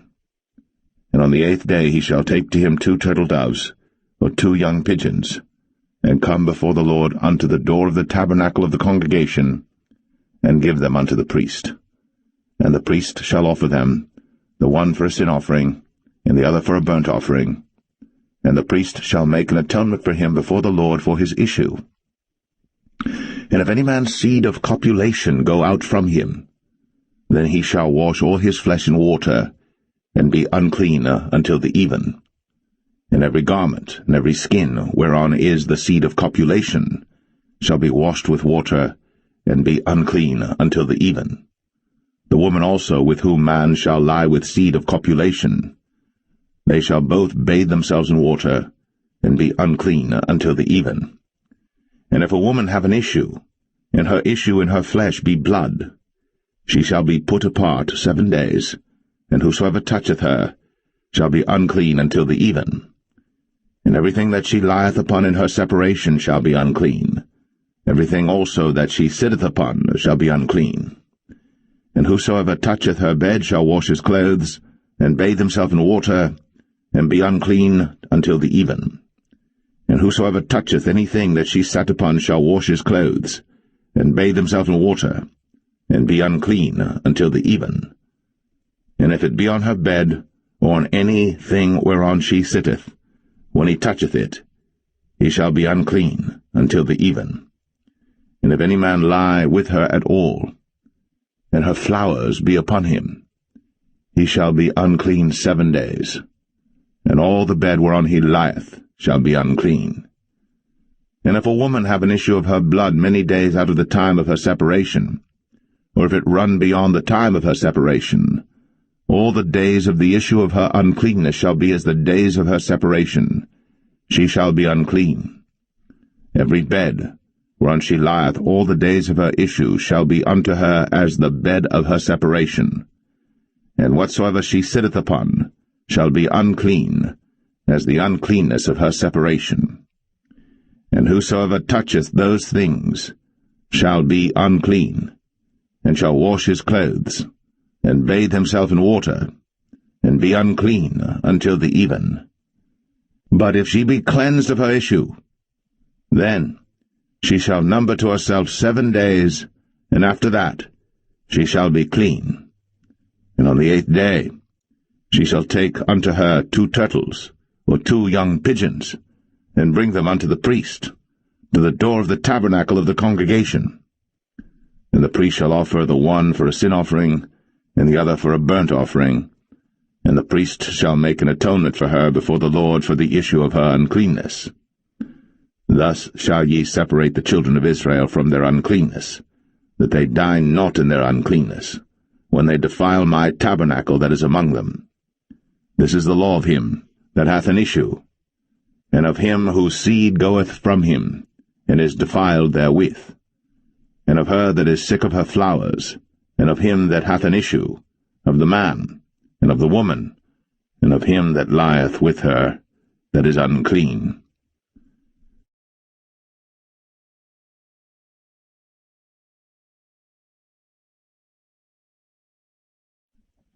Leviticus 16. And the Lord spake unto Moses after the death of the 2 sons of Aaron, when they offered before the Lord and died. And the Lord said unto Moses, Speak unto Aaron thy brother, that he come not at all times into the holy place within the veil before the mercy seat, which is upon the ark, that he die not. For I will appear in the cloud upon the mercy seat. Thus shall Aaron come into the holy place with a young bullock for a sin offering, and a ram for a burnt offering. He shall put on the holy linen coat, and he shall have linen breeches upon his flesh, and shall be girded with a linen girdle, and with the linen mitre shall he be attired. These are holy garments. Therefore shall he wash his flesh in water, and so put them on. And he shall take of the congregation of the children of Israel 2 kids of the goats for a sin offering, and 1 ram for a burnt offering. And Aaron shall offer his bullock of the sin offering which is for himself, and make an atonement for himself, and for his house. And he shall take the 2 goats and present them before the Lord at the door of the tabernacle of the congregation. And Aaron shall cast lots upon the 2 goats, 1 lot for the Lord, and the other lot for the scapegoat. And Aaron shall bring the goat upon which the Lord's lot fell, and offer him for a sin offering. But the goat on which the lot fell to be the scapegoat shall be presented alive before the Lord to make an atonement with him, and to let him go for a scapegoat into the wilderness. And Aaron shall bring the bullock of the sin offering which is for himself, and shall make an atonement for himself, and for his house, and shall kill the bullock of the sin offering which is for himself. And he shall take a censer full of burning coals of fire from off the altar before the Lord, and his hands full of sweet incense beaten small, and bring it within the veil. And he shall put the incense upon the fire before the Lord, that the cloud of the incense may cover the mercy seat that is upon the testimony, that he die not. And he shall take of the blood of the bullock, and sprinkle it with his finger upon the mercy seat eastward, and before the mercy seat shall he sprinkle of the blood with his finger 7 times. Then shall he kill the goat of the sin offering that is for the people, and bring his blood within the veil, and do with that blood as he did with the blood of the bullock, and sprinkle it upon the mercy seat, and before the mercy seat. And he shall make an atonement for the holy place, because of the uncleanness of the children of Israel, and because of their transgressions and all their sins. And so shall he do for the tabernacle of the congregation that remaineth among them in the midst of their uncleanness. And there shall be no man in the tabernacle of the congregation when he goeth in to make an atonement in the holy place, until he come out, and have made an atonement for himself, and for his household, and for all the congregation of Israel. And he shall go out unto the altar that is before the Lord, and make an atonement for it, and shall take of the blood of the bullock, and of the blood of the goat, and put it upon the horns of the altar round about. And he shall sprinkle of the blood upon it with his finger 7 times, and cleanse it, and hallow it from the uncleanness of the children of Israel. And when he hath made an end of reconciling the holy place, and the tabernacle of the congregation, and the altar, he shall bring the live goat. And Aaron shall lay both his hands upon the head of the live goat, and confess over him all the iniquities of the children of Israel, in all their transgressions and all their sins, putting them upon the head of the goat, and shall send him away by the hand of a fit man into the wilderness. And the goat shall bear upon him all their iniquities unto a land not inhabited. And he shall let go the goat in the wilderness. And Aaron shall come into the tabernacle of the congregation, and shall put off the linen garments, which he put on when he went into the holy place, and shall leave them there. And he shall wash his flesh with water in the holy place, and put on his garments, and come forth, and offer his burnt offering, and the burnt offering of the people, and make an atonement for himself and for the people. And the fat of the sin offering shall he burn upon the altar. And he that let go the goat for the scapegoat shall wash his clothes, and bathe his flesh in water, and afterward come into the camp. And the bullock for the sin offering, and the goat for the sin offering, whose blood was brought in to make atonement in the holy place, shall one carry forth without the camp, and they shall burn in the fire their skins, and their flesh, and their dung. And he that burneth them shall wash his clothes, and bathe his flesh in water, and afterward he shall come into the camp. And this shall be a statute for ever unto you, that in the 7th month, on the 10th day of the month, ye shall afflict your souls, and do no work at all, whether it be one of your own country or a stranger that sojourneth among you. For on that day shall the priest make an atonement for you, to cleanse you, that ye may be clean from all your sins before the Lord. It shall be a Sabbath of rest unto you, and ye shall afflict your souls, by a statute for ever. And the priest, whom he shall anoint, and whom he shall consecrate to minister in the priest's office in his father's stead, shall make the atonement, and shall put on the linen clothes, even the holy garments. And he shall make an atonement for the holy sanctuary, and he shall make an atonement for the tabernacle of the congregation, and for the altar. And he shall make an atonement for the priests, and for all the people of the congregation.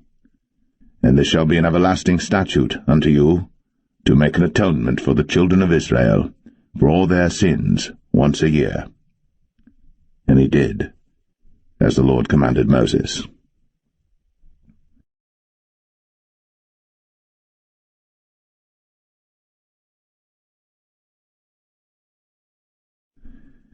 Leviticus 17.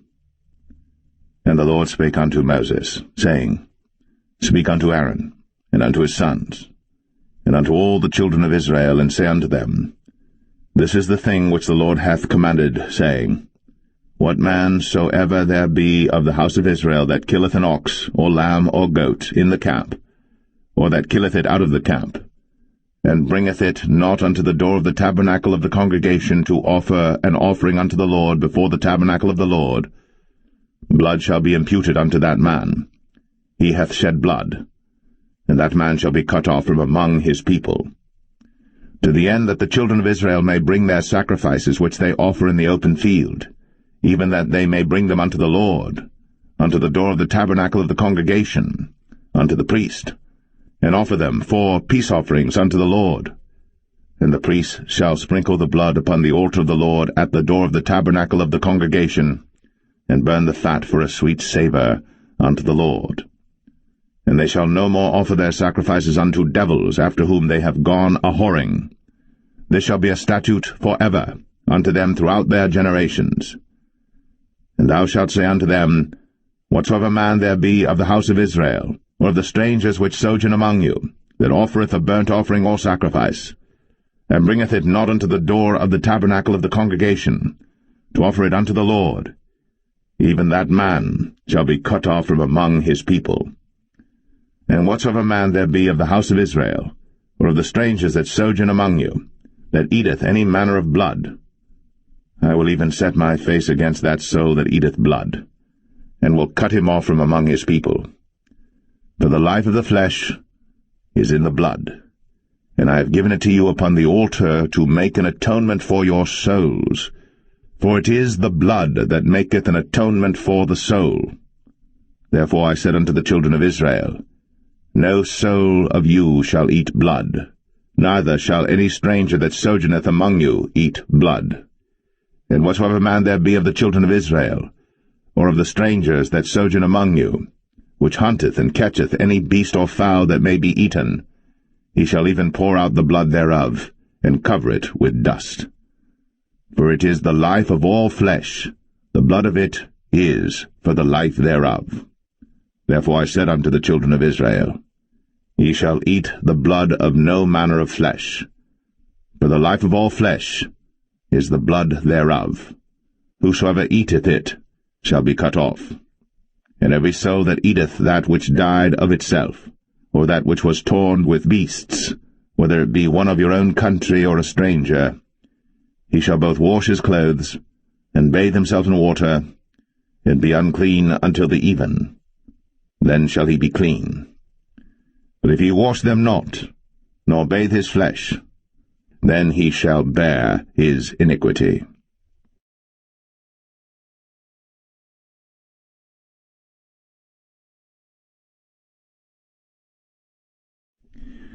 Leviticus 18. And the Lord spake unto Moses, saying, Speak unto the children of Israel, and say unto them, I am the Lord your God. After the doings of the land of Egypt, wherein ye dwelt, shall ye not do, and after the doings of the land of Canaan, whither I bring you, shall ye not do, neither shall ye walk in their ordinances. Ye shall do my judgments, and keep mine ordinances, to walk therein. I am the Lord your God.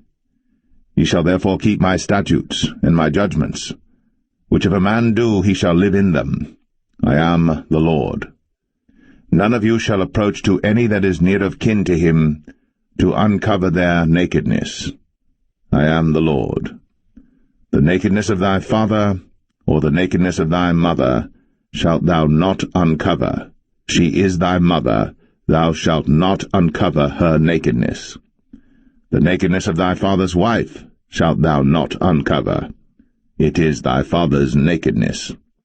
The nakedness of thy sister, the daughter of thy father, or daughter of thy mother, whether she be born at home, or born abroad, even their nakedness thou shalt not uncover. The nakedness of thy son's daughter, or of thy daughter's daughter, even their nakedness thou shalt not uncover, for theirs is thine own nakedness. The nakedness of thy father's wife's daughter, begotten of thy father, she is thy sister. Thou shalt not uncover her nakedness. Thou shalt not uncover the nakedness of thy father's sister. She is thy father's near kinswoman. Thou shalt not uncover the nakedness of thy mother's sister, for she is thy mother's near kinswoman. Thou shalt not uncover the nakedness of thy father's brother. Thou shalt not approach to his wife. She is thine aunt. Thou shalt not uncover the nakedness of thy daughter-in-law. She is thy son's wife. Thou shalt not uncover her nakedness. Thou shalt not uncover the nakedness of thy brother's wife. It is thy brother's nakedness. Thou shalt not uncover the nakedness of a woman and her daughter, neither shalt thou take her son's daughter, or her daughter's daughter, to uncover her nakedness, for they are her near kinswoman. It is wickedness. Neither shalt thou take a wife to her sister, to vex her, to uncover her nakedness, beside the other in her lifetime. Also thou shalt not approach unto a woman to uncover her nakedness, as long as she is put apart for her uncleanness. Moreover, thou shalt not lie carnally with thy neighbor's wife, to defile thyself with her. And thou shalt not let any of thy seed pass through the fire to Moloch, neither shalt thou profane the name of thy God. I am the Lord. Thou shalt not lie with mankind, as with womankind. It is abomination. Neither shalt thou lie with any beast, to defile thyself therewith. Neither shall any woman stand before a beast to lie down thereto. It is confusion. Defile not ye yourselves in any of these things. For in all these the nations are defiled which I cast out before you, and the land is defiled. Therefore I do visit the iniquity thereof upon it, and the land itself vomiteth out her inhabitants. Ye shall therefore keep my statutes, and my judgments, and shall not commit any of these abominations, neither any of your own nation, nor any stranger that sojourneth among you. For all these abominations have the men of the land done, which were before you, and the land is defiled, that the land spew not you out also, when ye defile it, as it spewed out the nations that were before you. For whosoever shall commit any of these abominations, even the souls that commit them, shall be cut off from among their people. Therefore shall ye keep mine ordinance, that ye commit not any one of these abominable customs, which were committed before you, and that ye defile not yourselves therein. I am the Lord your God.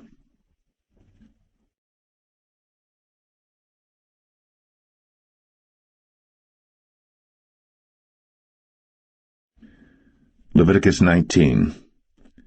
And the Lord spake unto Moses, saying, Speak unto all the congregation of the children of Israel, and say unto them, Ye shall be holy, for I, the Lord your God, am holy. Ye shall fear every man his mother, and his father, and keep my Sabbaths. I am the Lord your God. Turn ye not unto idols, nor make to yourselves molten gods. I am the Lord your God. And if ye offer a sacrifice of peace offerings unto the Lord, ye shall offer it at your own will. It shall be eaten the same day ye offer it, and on the morrow, and if aught remain until the third day, it shall be burnt in the fire. And if it be eaten at all on the third day, it is abominable, it shall not be accepted. Therefore every one that eateth it shall bear his iniquity, because he hath profaned the hallowed thing of the Lord, and that so shall be cut off from among his people. And when ye reap the harvest of your land, thou shalt not wholly reap the corners of thy field, neither shalt thou gather the gleanings of thy harvest. And thou shalt not glean thy vineyard, neither shalt thou gather every grape of thy vineyard. Thou shalt leave them for the poor and stranger. I am the Lord your God. Ye shall not steal, neither deal falsely, neither lie one to another.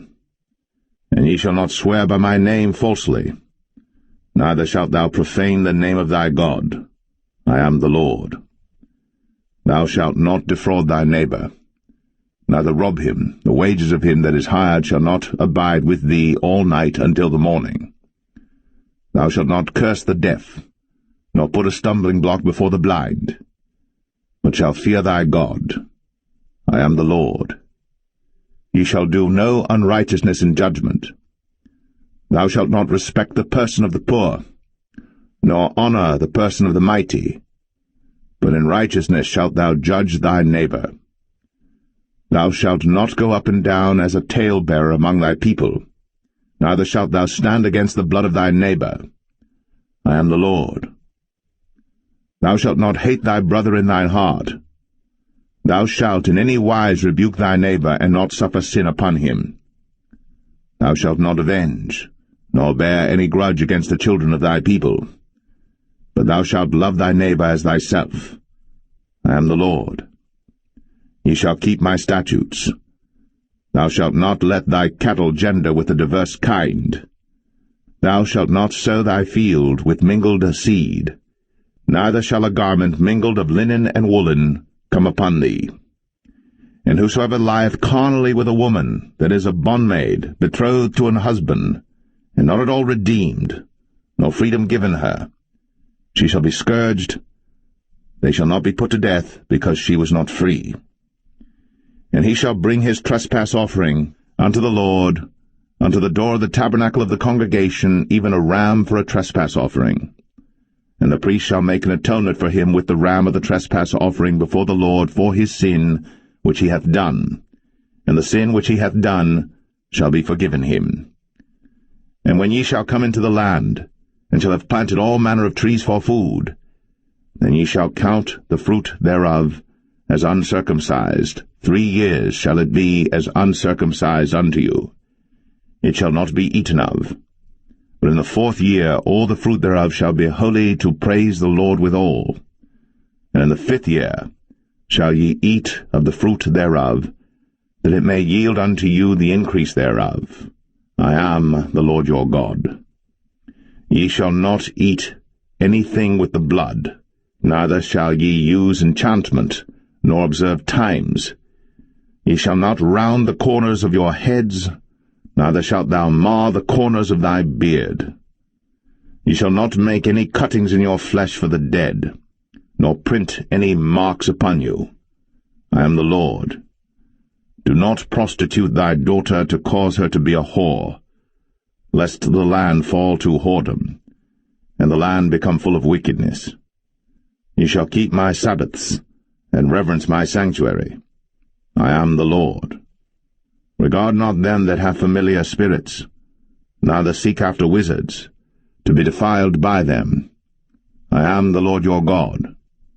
Thou shalt rise up before the hoary head, and honour the face of the old man, and fear thy God. I am the Lord. And if a stranger sojourn with thee in your land, ye shall not vex him. But the stranger that dwelleth with you shall be unto you as one born among you, and thou shalt love him as thyself. For ye were strangers in the land of Egypt. I am the Lord your God. Ye shall do no unrighteousness in judgment, and meet yard in weight or in measure.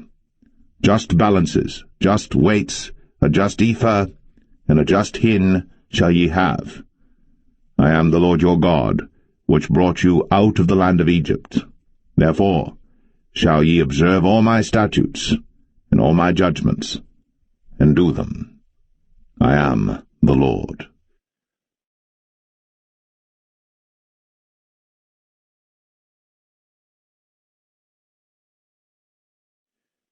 Leviticus 20. And the Lord spake unto Moses, saying, Again, thou shalt say to the children of Israel, Whosoever he be of the children of Israel, or of the strangers that sojourn in Israel, that giveth any of his seed unto Moloch, he shall surely be put to death. The people of the land shall stone him with stones. And I will set my face against that man, and will cut him off from among his people, because he hath given of his seed unto Moloch, to defile my sanctuary, and to profane my holy name. And if the people of the land do any ways hide their eyes from the man, when he giveth of his seed unto Moloch, and kill him not, then I will set my face against that man, and against his family, and will cut him off, and all that go a-whoring after him, to commit whoredom with Moloch from among their people. And the soul that turneth after such as have familiar spirits, and after wizards, to go a-whoring after them, I will even set my face against that soul, and will cut him off from among his people. Sanctify yourselves, therefore, and be ye holy, for I am the Lord your God. And ye shall keep my statutes, and do them. I am the Lord which sanctify you. For every one that curseth his father or his mother shall be surely put to death. He hath cursed his father or his mother, his blood shall be upon him. And the man that committeth adultery with another man's wife, even he that committeth adultery with his neighbour's wife, the adulterer and the adulteress, shall surely be put to death. And the man that lieth with his father's wife hath uncovered his father's nakedness. Both of them shall surely be put to death. Their blood shall be upon them. And if a man lie with his daughter-in-law, both of them shall surely be put to death. They have wrought confusion. Their blood shall be upon them. If a man also lie with mankind, as he lieth with a woman, and both of them have committed an abomination, they shall surely be put to death. Their blood shall be upon them. And if a man take a wife and her mother, it is wickedness. They shall be burnt with fire, both he and they, that there be no wickedness among you. And if a man lie with a beast, he shall surely be put to death, and ye shall slay the beast. And if a woman approach unto any beast, and lie down thereto, thou shalt kill the woman and the beast. They shall surely be put to death. Their blood shall be upon them.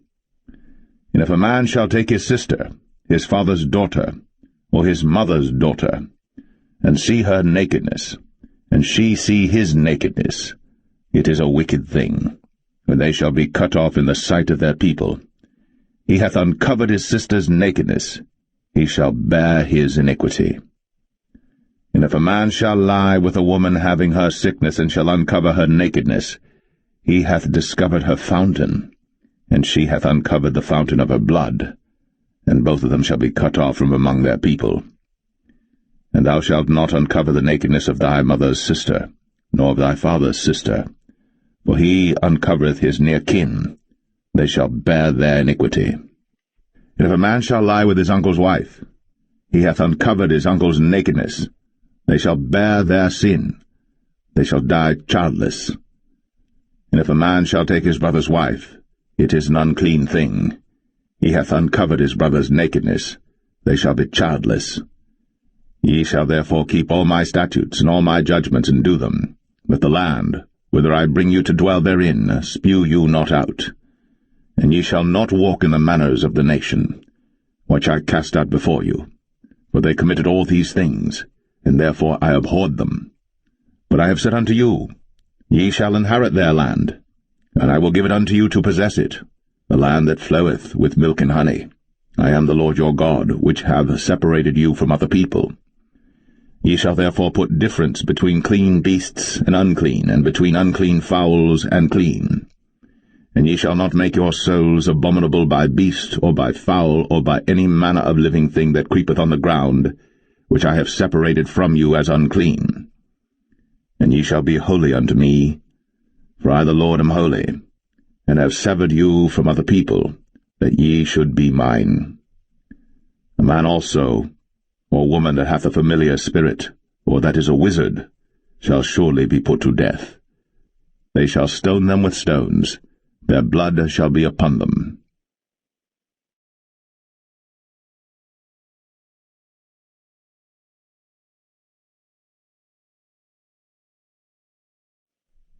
Leviticus 21.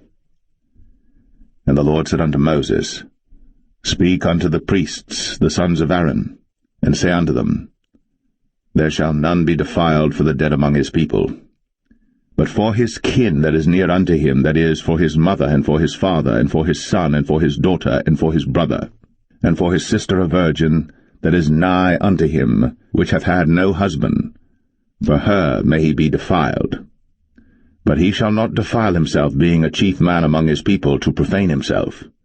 They shall not make baldness upon their head, neither shall they shave off the corner of their beard, nor make any cuttings in their flesh. They shall be holy unto their God, and not profane the name of their God, for the offerings of the Lord made by fire, and the bread of their God they do offer, therefore they shall be holy. They shall not take a wife that is a whore, or profane, neither shall they take a woman put away from her husband, for he is holy unto his God. Thou shalt sanctify him therefore, for he offereth the bread of thy God. He shall be holy unto thee. For I, the Lord, which sanctify you, am holy. And the daughter of any priest, if she profane herself by playing the whore, she profaneth her father. She shall be burnt with fire.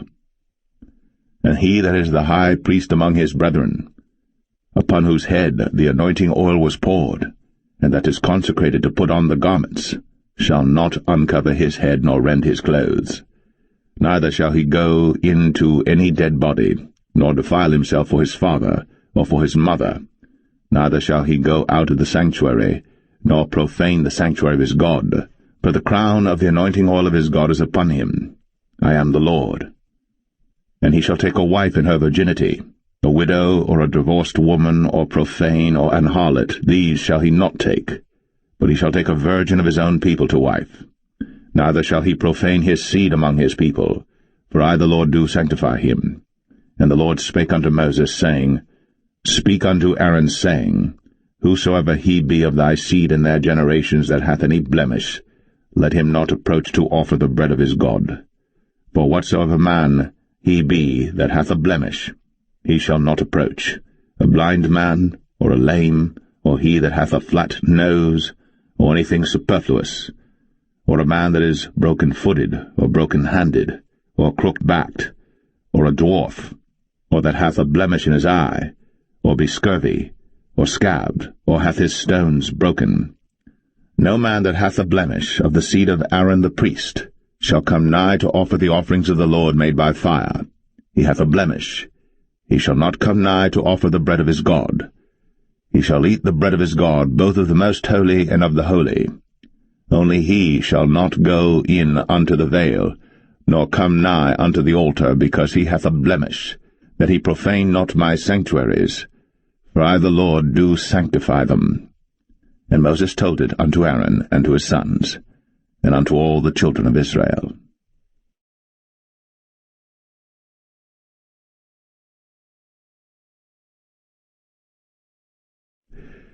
Leviticus 22. And the Lord spake unto Moses, saying, Speak unto Aaron and to his sons, that they separate themselves from the holy things of the children of Israel, and that they profane not my holy name in those things which they hallow unto me. I am the Lord. Say unto them, Whosoever he be of all your seed among your generations, that goeth unto the holy things, which the children of Israel hallow unto the Lord, having his uncleanness upon him, that soul shall be cut off from my presence. I am the Lord. What man soever of the seed of Aaron is a leper, or hath a running issue, he shall not eat of the holy things until he be clean. And whoso toucheth anything that is unclean by the dead, or a man whose seed goeth from him, or whosoever toucheth any creeping thing, whereby he may be made unclean, or a man of whom he may take uncleanness, whatsoever uncleanness he hath, the soul which hath touched any such shall be unclean until even, and shall not eat of the holy things, unless he wash his flesh with water. And when the sun is down, he shall be clean, and shall afterward eat of the holy things, because it is his food. That which dieth of itself, or is torn with beasts, he shall not eat to defile himself therewith. I am the Lord. They shall therefore keep mine ordinance, lest they bear sin for it, and die therefore if they profane it. I the Lord do sanctify them. There shall no stranger eat of the holy thing. A sojourner of the priest, or an hired servant, shall not eat of the holy thing. But if the priest buy any soul with his money, he shall eat of it. And he that is born in his house, they shall eat of his meat. If the priest's daughter also be married unto a stranger, she may not eat of an offering of the holy things. But if the priest's daughter be a widow, or divorced, and have no child, and is returned unto her father's house, as in her youth, she shall eat of her father's meat, but there shall no stranger eat thereof. And if a man eat of the holy thing unwittingly, then he shall put the fifth part thereof unto it, and shall give it unto the priest with the holy thing. And they shall not profane the holy things of the children of Israel, which they offer unto the Lord, or suffer them to bear the iniquity of trespass, when they eat their holy things. For I the Lord do sanctify them. And the Lord spake unto Moses, saying, Speak unto Aaron, and to his sons, and unto all the children of Israel, and say unto them, Whatsoever he be of the house of Israel, or of the strangers in Israel, that will offer his oblation for all his vows, and for all his freewill offerings, which they will offer unto the Lord for a burnt offering, ye shall offer at your own will a male without blemish, of the beeves, of the sheep, or of the goats. But whatsoever hath a blemish, that shall ye not offer, for it shall not be acceptable for you. And whosoever offereth a sacrifice of peace offerings unto the Lord to accomplish his vow, or a freewill offering in beeves or sheep, it shall be perfect to be accepted. There shall be no blemish therein. Blind, or broken, or maimed, or having a wen, or scurvy, or scabbed, ye shall not offer these unto the Lord, nor make an offering by fire of them upon the altar unto the Lord, either a bullock, or a lamb that hath anything superfluous or lacking in his parts, that mayest thou offer for a freewill offering, but for a vow it shall not be accepted. Ye shall not offer unto the Lord that which is bruised, or crushed, or broken, or cut. Neither shall ye make any offering thereof in your land.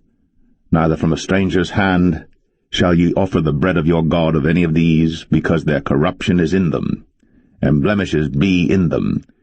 They shall not be accepted for you. And the Lord spake unto Moses, saying, When a bullock or a sheep or a goat is brought forth, then it shall be 7 days under the dam, and from the 8th day and thenceforth it shall be accepted for an offering made by fire unto the Lord. And whether it be cow or ewe, ye shall not kill it and her young both in one day. And when ye will offer a sacrifice of thanksgiving unto the Lord, offer it at your own will. On the same day it shall be eaten up. Ye shall leave none of it until the morrow. I am the Lord. Therefore shall ye keep my commandments, and do them. I am the Lord. Neither shall ye profane my holy name, but I will be hallowed among the children of Israel. I am the Lord which hallow you, that brought you out of the land of Egypt, to be your God. I am the Lord.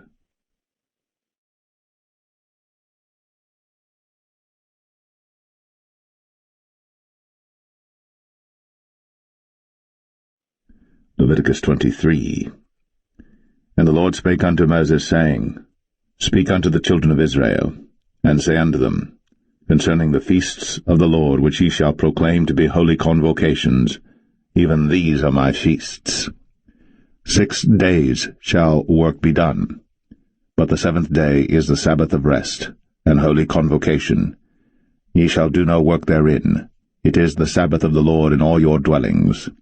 These are the feasts of the Lord, even holy convocations, which ye shall proclaim in their seasons. In the 14th day of the 1st month at even is the Lord's Passover, and on the 15th day of the same month is the feast of unleavened bread unto the Lord. 7 days ye must eat unleavened bread. In the 1st day ye shall have an holy convocation. Ye shall do no servile work therein, but ye shall offer an offering made by fire unto the Lord 7 days. In the 7th day is an holy convocation. Ye shall do no servile work therein. And the Lord spake unto Moses, saying, Speak unto the children of Israel, and say unto them, When ye be come into the land which I give unto you, and shall reap the harvest thereof, then ye shall bring a sheaf of the firstfruits of your harvest unto the priest.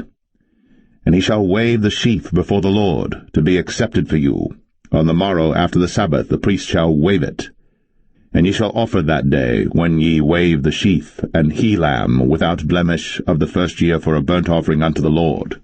And the meat offering thereof shall be 2/10 deals of fine flour mingled with oil, an offering made by fire unto the Lord for a sweet savour. And the drink offering thereof shall be of wine, the 4th part of an hin. And ye shall eat neither bread, nor parched corn, nor green ears, until the selfsame day that ye have brought an offering unto your God. It shall be a statute for ever throughout your generations in all your dwellings. And ye shall count unto you from the morrow after the Sabbath, from the day that ye brought the sheaf of the wave offering, 7 Sabbaths shall be complete. Even unto the morrow, after the 7th Sabbath, shall ye number 50 days. And ye shall offer a new meat offering unto the Lord. Ye shall bring out of your habitations 2 wave loaves of 2/10 deals. They shall be of fine flour. They shall be baked with leaven. They are the firstfruits unto the Lord. And ye shall offer with the bread 7 lambs without blemish of the 1st year, and 1 young bullock, and 2 rams. They shall be for a burnt offering unto the Lord, with their meat offering, and their drink offerings, even an offering made by fire of sweet savour unto the Lord. Then ye shall sacrifice 1 kid of the goats for a sin offering, and 2 lambs of the 1st year for a sacrifice of peace offerings. And the priest shall wave them with the bread of the firstfruits for a wave offering before the Lord. With the 2 lambs they shall be holy to the Lord for the priest. And ye shall proclaim on the selfsame day, that it may be an holy convocation unto you. Ye shall do no servile work therein. It shall be a statute for ever in all your dwellings throughout your generations. And when ye reap the harvest of your land, thou shalt not make clean riddance of the corners of thy field when thou reapest, neither shalt thou gather any gleanings of thy harvest. Thou shalt leave them unto the poor, and to the stranger. I am the Lord your God. And the Lord spake unto Moses, saying, Speak unto the children of Israel, saying, In the 7th month, in the 1st day of the month, shall ye have a Sabbath, a memorial of blowing of trumpets, and holy convocation. Ye shall do no servile work therein, but ye shall offer an offering made by fire unto the Lord. And the Lord spake unto Moses, saying, Also on the 10th day of this 7th month there shall be a day of atonement. It shall be an holy convocation unto you. And ye shall afflict your souls, and offer an offering made by fire unto the Lord. And ye shall do no work in that same day. For it is a day of atonement, to make an atonement for you before the Lord your God. For whatsoever soul it be that shall not be afflicted in that same day, he shall be cut off from among his people. And whatsoever soul it be that doeth any work in that same day, the same soul will I destroy from among his people. He shall do no manner of work. It shall be a statute for ever throughout your generations and all your dwellings. It shall be unto you a Sabbath of rest, and ye shall afflict your souls. In the 9th day of the month at even, from even unto even shall ye celebrate your Sabbath. And the Lord spake unto Moses, saying, Speak unto the children of Israel, saying, The 15th day of this 7th month shall be the Feast of Tabernacles for 7 days unto the Lord. On the 1st day shall be an holy convocation. Ye shall do no servile work therein. 7 days ye shall offer an offering made by fire unto the Lord. On the 8th day shall be an holy convocation unto you. And ye shall offer an offering made by fire unto the Lord. It is a solemn assembly. And ye shall do no servile work therein. These are the feasts of the Lord which ye shall proclaim to be holy convocations, to offer an offering made by fire unto the Lord, a burnt offering, and a meat offering, a sacrifice, and drink offerings, everything upon his day. Beside the Sabbaths of the Lord, and beside your gifts, and beside all your vows, and beside all your free will offerings which ye give unto the Lord, also in the 15th day of the 7th month, when ye have gathered in the fruit of the land, ye shall keep a feast unto the Lord 7 days. On the 1st day shall be a Sabbath, and on the 8th day shall be a Sabbath. And ye shall take you on the 1st day the boughs of goodly trees, branches of palm trees, and the boughs of thick trees, and willows of the brook. And ye shall rejoice before the Lord your God 7 days. And ye shall keep it a feast unto the Lord 7 days in the year. It shall be a statute for ever in your generations. Ye shall celebrate it in the 7th month. Ye shall dwell in booths 7 days. All that are Israelites born shall dwell in booths. That your generations may know that I made the children of Israel to dwell in booths, when I brought them out of the land of Egypt. I am the Lord your God. And Moses declared unto the children of Israel the feasts of the Lord.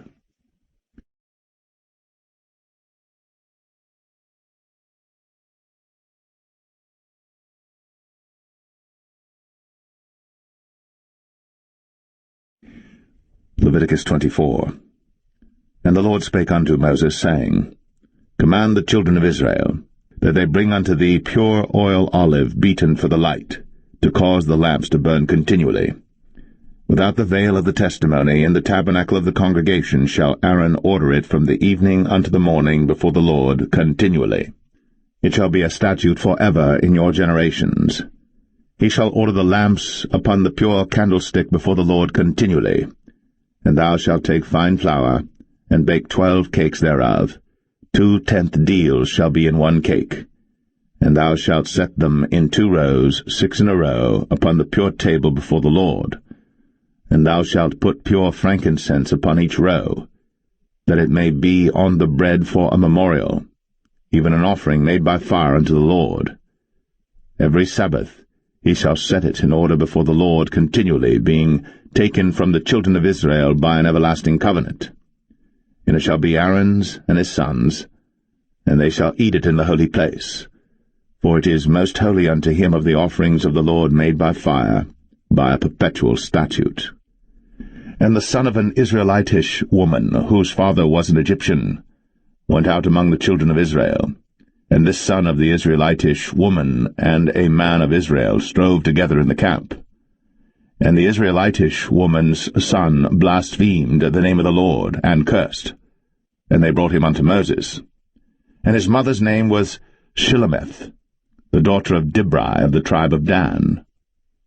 And they put him in ward, that the mind of the Lord might be shown them.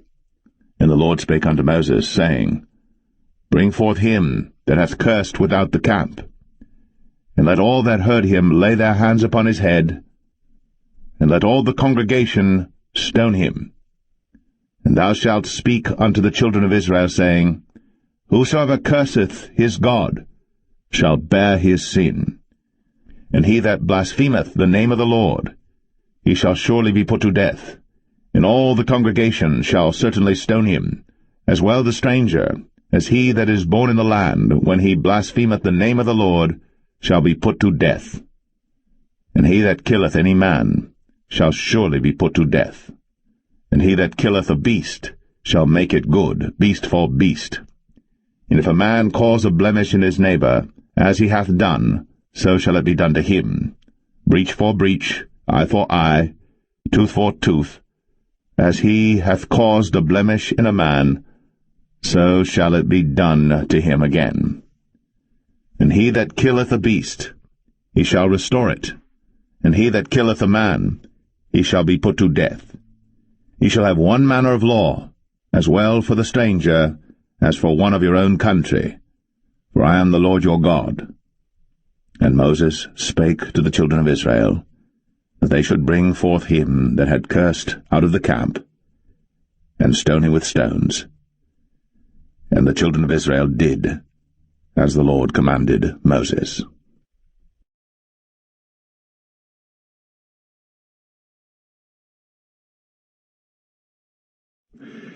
Leviticus 25. And the Lord spake unto Moses in Mount Sinai, saying, Speak unto the children of Israel, and say unto them, When ye come into the land which I give you, then shall the land keep a Sabbath unto the Lord. 6 years thou shalt sow thy field, and 6 years thou shalt prune thy vineyard, and gather in the fruit thereof. But in the 7th year shall be a Sabbath of rest unto the land, a Sabbath for the Lord. Thou shalt neither sow thy field, nor prune thy vineyard. That which groweth of its own accord of thy harvest thou shalt not reap, neither gather the grapes of thy vine undressed. For it is a year of rest unto the land, and the Sabbath of the land shall be meat for you, for thee and for thy servant, and for thy maid, and for thy hired servant, and for thy stranger that sojourneth with thee, and for thy cattle, and for the beast that are in thy land shall all the increase thereof be meat. And thou shalt number 7 Sabbaths of years unto thee, 7 times 7 years, and the space of the 7 Sabbaths of years shall be unto thee 49 years. Then shalt thou cause the trumpet of the Jubilee to sound on the 10th day of the 7th month. In the day of atonement shall ye make the trumpet sound throughout all your land. And ye shall hallow the 50th year, and proclaim liberty throughout all the land unto all the inhabitants thereof. It shall be a jubilee unto you. And ye shall return every man unto his possession, and ye shall return every man unto his family. A jubilee shall that 50th year be unto you. Ye shall not sow, neither reap that which groweth of itself in it, nor gather the grapes in it of thy vine undressed. For it is the jubilee. It shall be holy unto you. Ye shall eat the increase thereof out of the field. In the year of this jubilee ye shall return every man unto his possession. And if thou sell aught unto thy neighbor, or buyest aught of thy neighbor's hand, ye shall not oppress one another. According to the number of years after the jubilee thou shalt buy of thy neighbor, and according unto the number of years of the fruits he shall sell unto thee.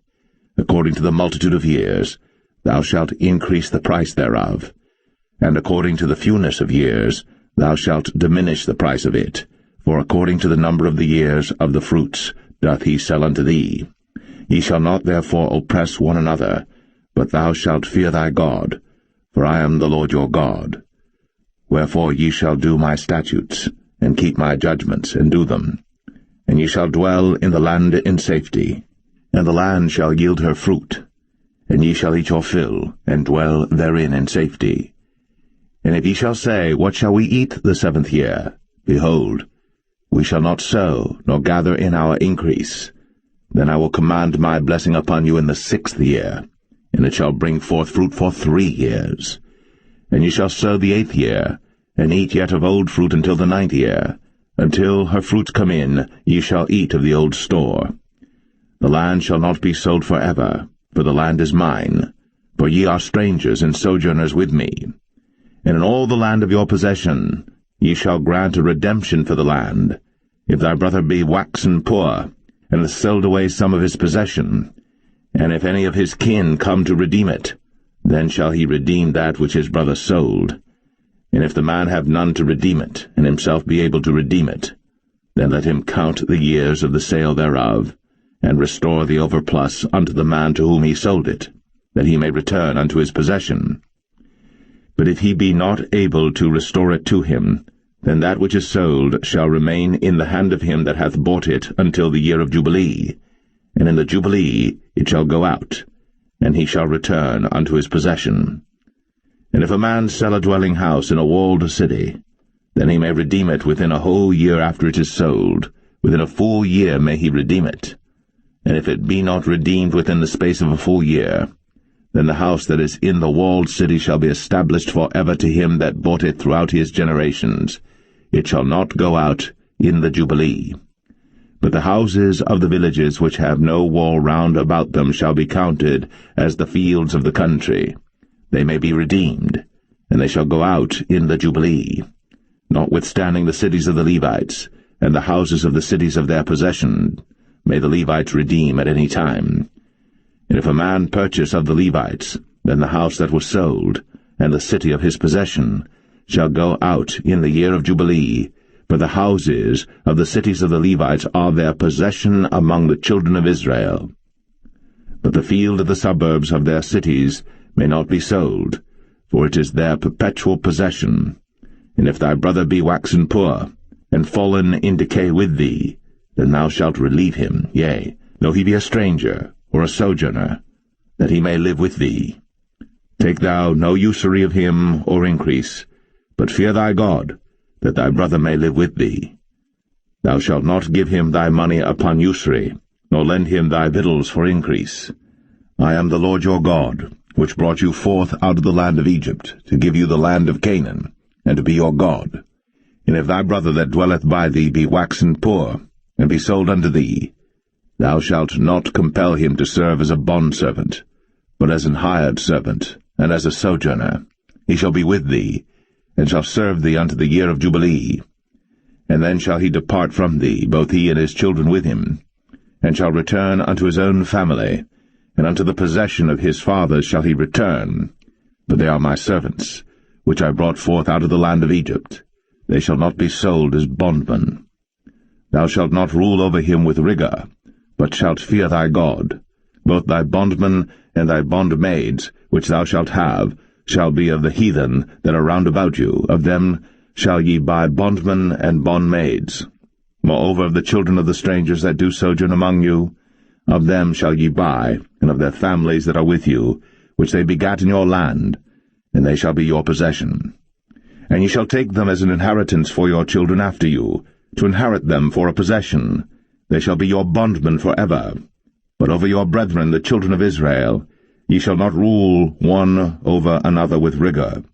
And if a sojourner or stranger wax rich by thee, and thy brother that dwelleth by him wax poor, and sell himself unto the stranger or sojourner by thee, or to the stock of the stranger's family, after that he is sold, he may be redeemed again. One of his brethren may redeem him. Either his uncle or his uncle's son may redeem him, or any that is nigh of kin unto him of his family may redeem him, or if he be able, he may redeem himself. And he shall reckon with him that bought him from the year that he was sold to him unto the year of Jubilee, and the price of his sale shall be according unto the number of years, according to the time of an hired servant shall it be with him. If there be yet many years behind, according unto them, he shall give again the price of his redemption out of the money that he was bought for. And if there remain but few years unto the year of Jubilee, then he shall count with him, and according unto his years shall he give him again the price of his redemption.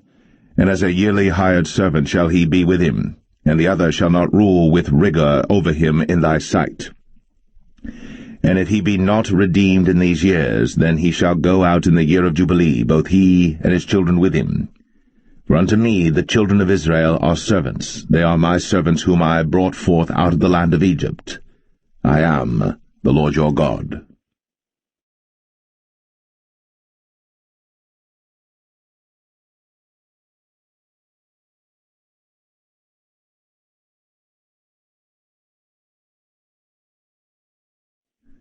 Leviticus 26. Ye shall make you no idols nor graven image, neither rear you up a standing image, neither shall ye set up any image of stone in your land, to bow down unto it, for I am the Lord your God. Ye shall keep my Sabbaths, and reverence my sanctuary. I am the Lord. If ye walk in my statutes, and keep my commandments, and do them, then I will give you rain in due season, and the land shall yield her increase, and the trees of the field shall yield their fruit. And your threshing shall reach unto the vintage, and the vintage shall reach unto the sowing time. And ye shall eat your bread to the full, and dwell in your land safely.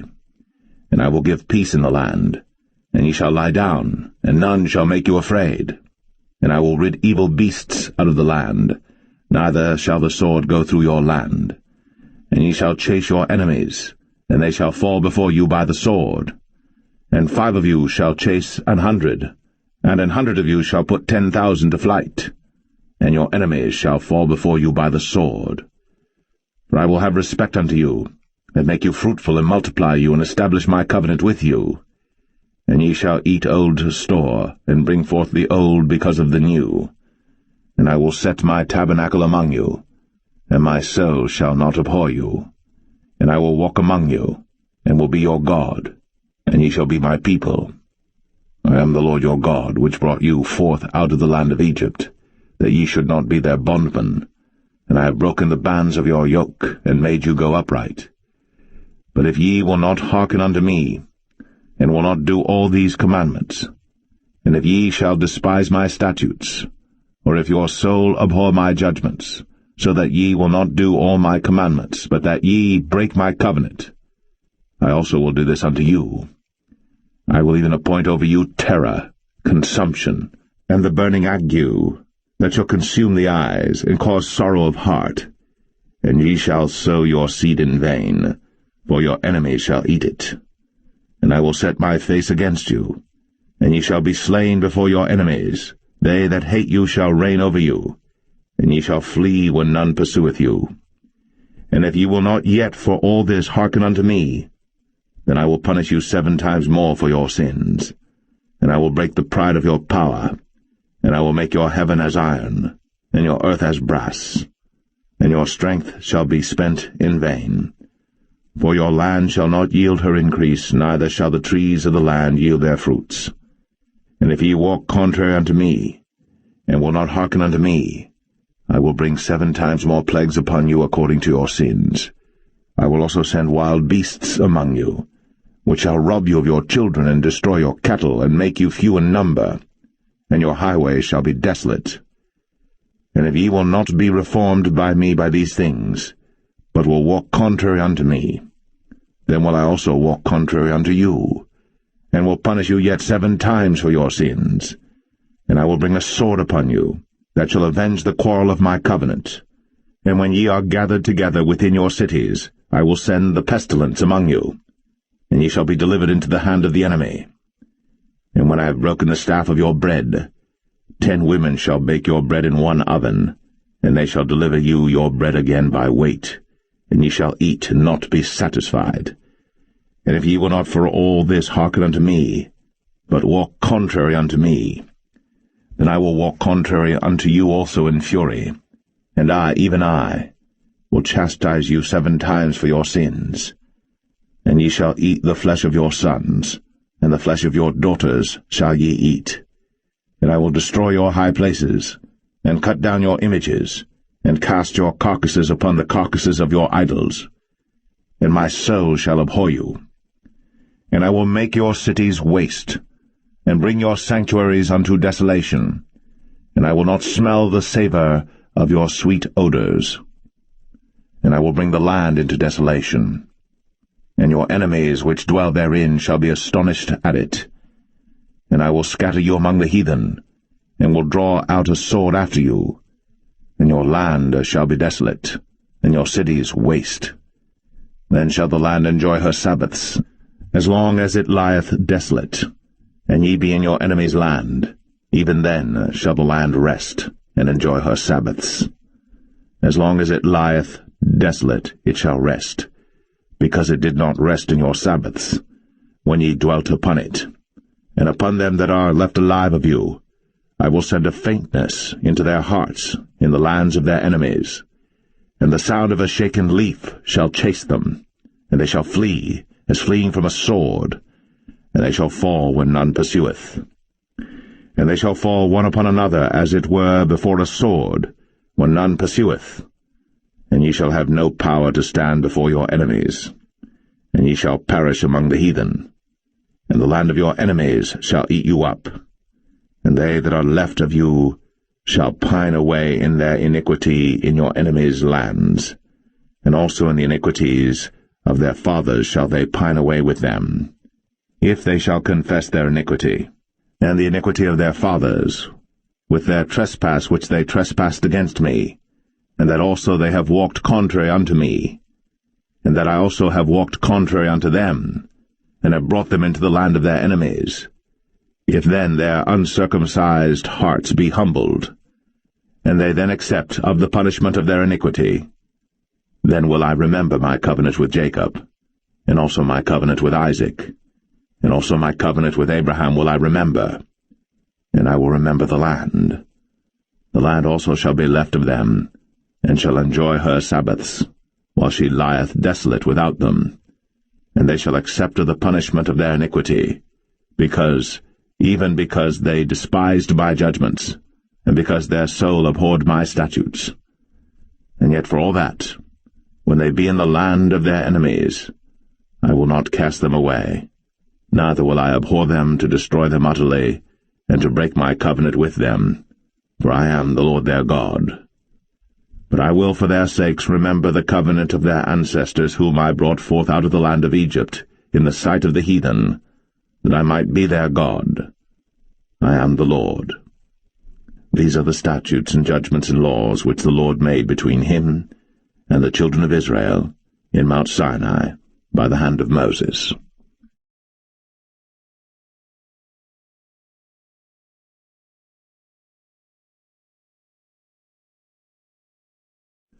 Leviticus 27. And the Lord spake unto Moses, saying, Speak unto the children of Israel, and say unto them, When a man shall make a singular vow, the person shall be for the Lord by thy estimation, and thy estimation shall be of the male from 20 years old even unto 60 years old, even thy estimation shall be 50 shekels of silver after the shekel of the sanctuary. And if it be a female, then thy estimation shall be 30 shekels. And if it be from 5 years old even unto 20 years old, then thy estimation shall be of the male 20 shekels, and for the female 10 shekels. And if it be from a month old even unto 5 years old, then thy estimation shall be of the male 5 shekels of silver, and for the female thy estimation shall be 3 shekels of silver. And if it be from 60 years old and above, if it be a male, then thy estimation shall be 15 shekels, and for the female 10 shekels. But if he be poorer than thy estimation, then he shall present himself before the priest, and the priest shall value him, according to his ability that vowed shall the priest value him. And if it be a beast, whereof men bring an offering unto the Lord, all that any man giveth of such unto the Lord shall be holy. He shall not alter it, nor change it, a good for a bad, or a bad for a good. And if he shall at all change beast for beast, then it and the exchange thereof shall be holy. And if it be any unclean beast, of which they do not offer a sacrifice unto the Lord, then he shall present the beast before the priest. And the priest shall value it, whether it be good or bad, as thou valuest it, who art the priest, so shall it be. But if he will at all redeem it, then he shall add a 5th part thereof unto thy estimation. And when a man shall sanctify his house to be holy unto the Lord, then the priest shall estimate it, whether it be good or bad, as the priest shall estimate it, so shall it stand. And if he that sanctified it will redeem his house, then he shall add the 5th part of the money of thy estimation unto it, and it shall be his. And if a man shall sanctify unto the Lord some part of a field of his possession, then thy estimation shall be according to the seed thereof, an homer of barley seed shall be valued at 50 shekels of silver. If he sanctify his field from the year of Jubilee according to thy estimation, it shall stand. But if he sanctify his field after the Jubilee, then the priest shall reckon unto him the money according to the years that remain, even unto the year of the Jubilee, and it shall be abated from thy estimation. And if he that sanctified the field will in any wise redeem it, then he shall add the 5th part of the money of thy estimation unto it, and it shall be assured to him. And if he will not redeem the field, or if he have sold the field to another man, it shall not be redeemed any more. But the field, when it goeth out in the Jubilee, shall be holy unto the Lord, as a field devoted. The possession thereof shall be the priest's. And if a man sanctify unto the Lord a field which he hath bought, which is not of the fields of his possession, then the priest shall reckon unto him the worth of thy estimation, even unto the year of the Jubilee, and he shall give thine estimation in that day as a holy thing unto the Lord. In the year of the Jubilee the field shall return unto him of whom it was bought, even to him to whom the possession of the land did belong. And all thy estimation shall be according to the shekel of the sanctuary. 20 gerahs shall be the shekel. Only the firstling of the beasts, which should be the Lord's firstling, no man shall sanctify it, whether it be ox or sheep, it is the Lord's. And if it be of an unclean beast, then he shall redeem it according to thine estimation, and shall add a 5th part of it thereto. Or if it be not redeemed, then it shall be sold according to thy estimation. Notwithstanding no devoted thing, that a man shall devote unto the Lord of all that he hath, both of man and beast, and of the field of his possession, shall be sold or redeemed. Every devoted thing is most holy unto the Lord. None devoted, which shall be devoted of men, shall be redeemed, but shall surely be put to death. And all the tithe of the land, whether of the seed of the land or of the fruit of the tree, is the Lord's. It is holy unto the Lord. And if a man will at all redeem aught of his tithes, he shall add thereto the 5th part thereof. And concerning the tithe of the herd or of the flock, even of whatsoever passeth under the rod, the 10th shall be holy unto the Lord. He shall not search whether it be good or bad, neither shall he change it. And if he change it at all, then both it and the change thereof shall be holy. It shall not be redeemed. These are the commandments which the Lord commanded Moses for the children of Israel in Mount Sinai.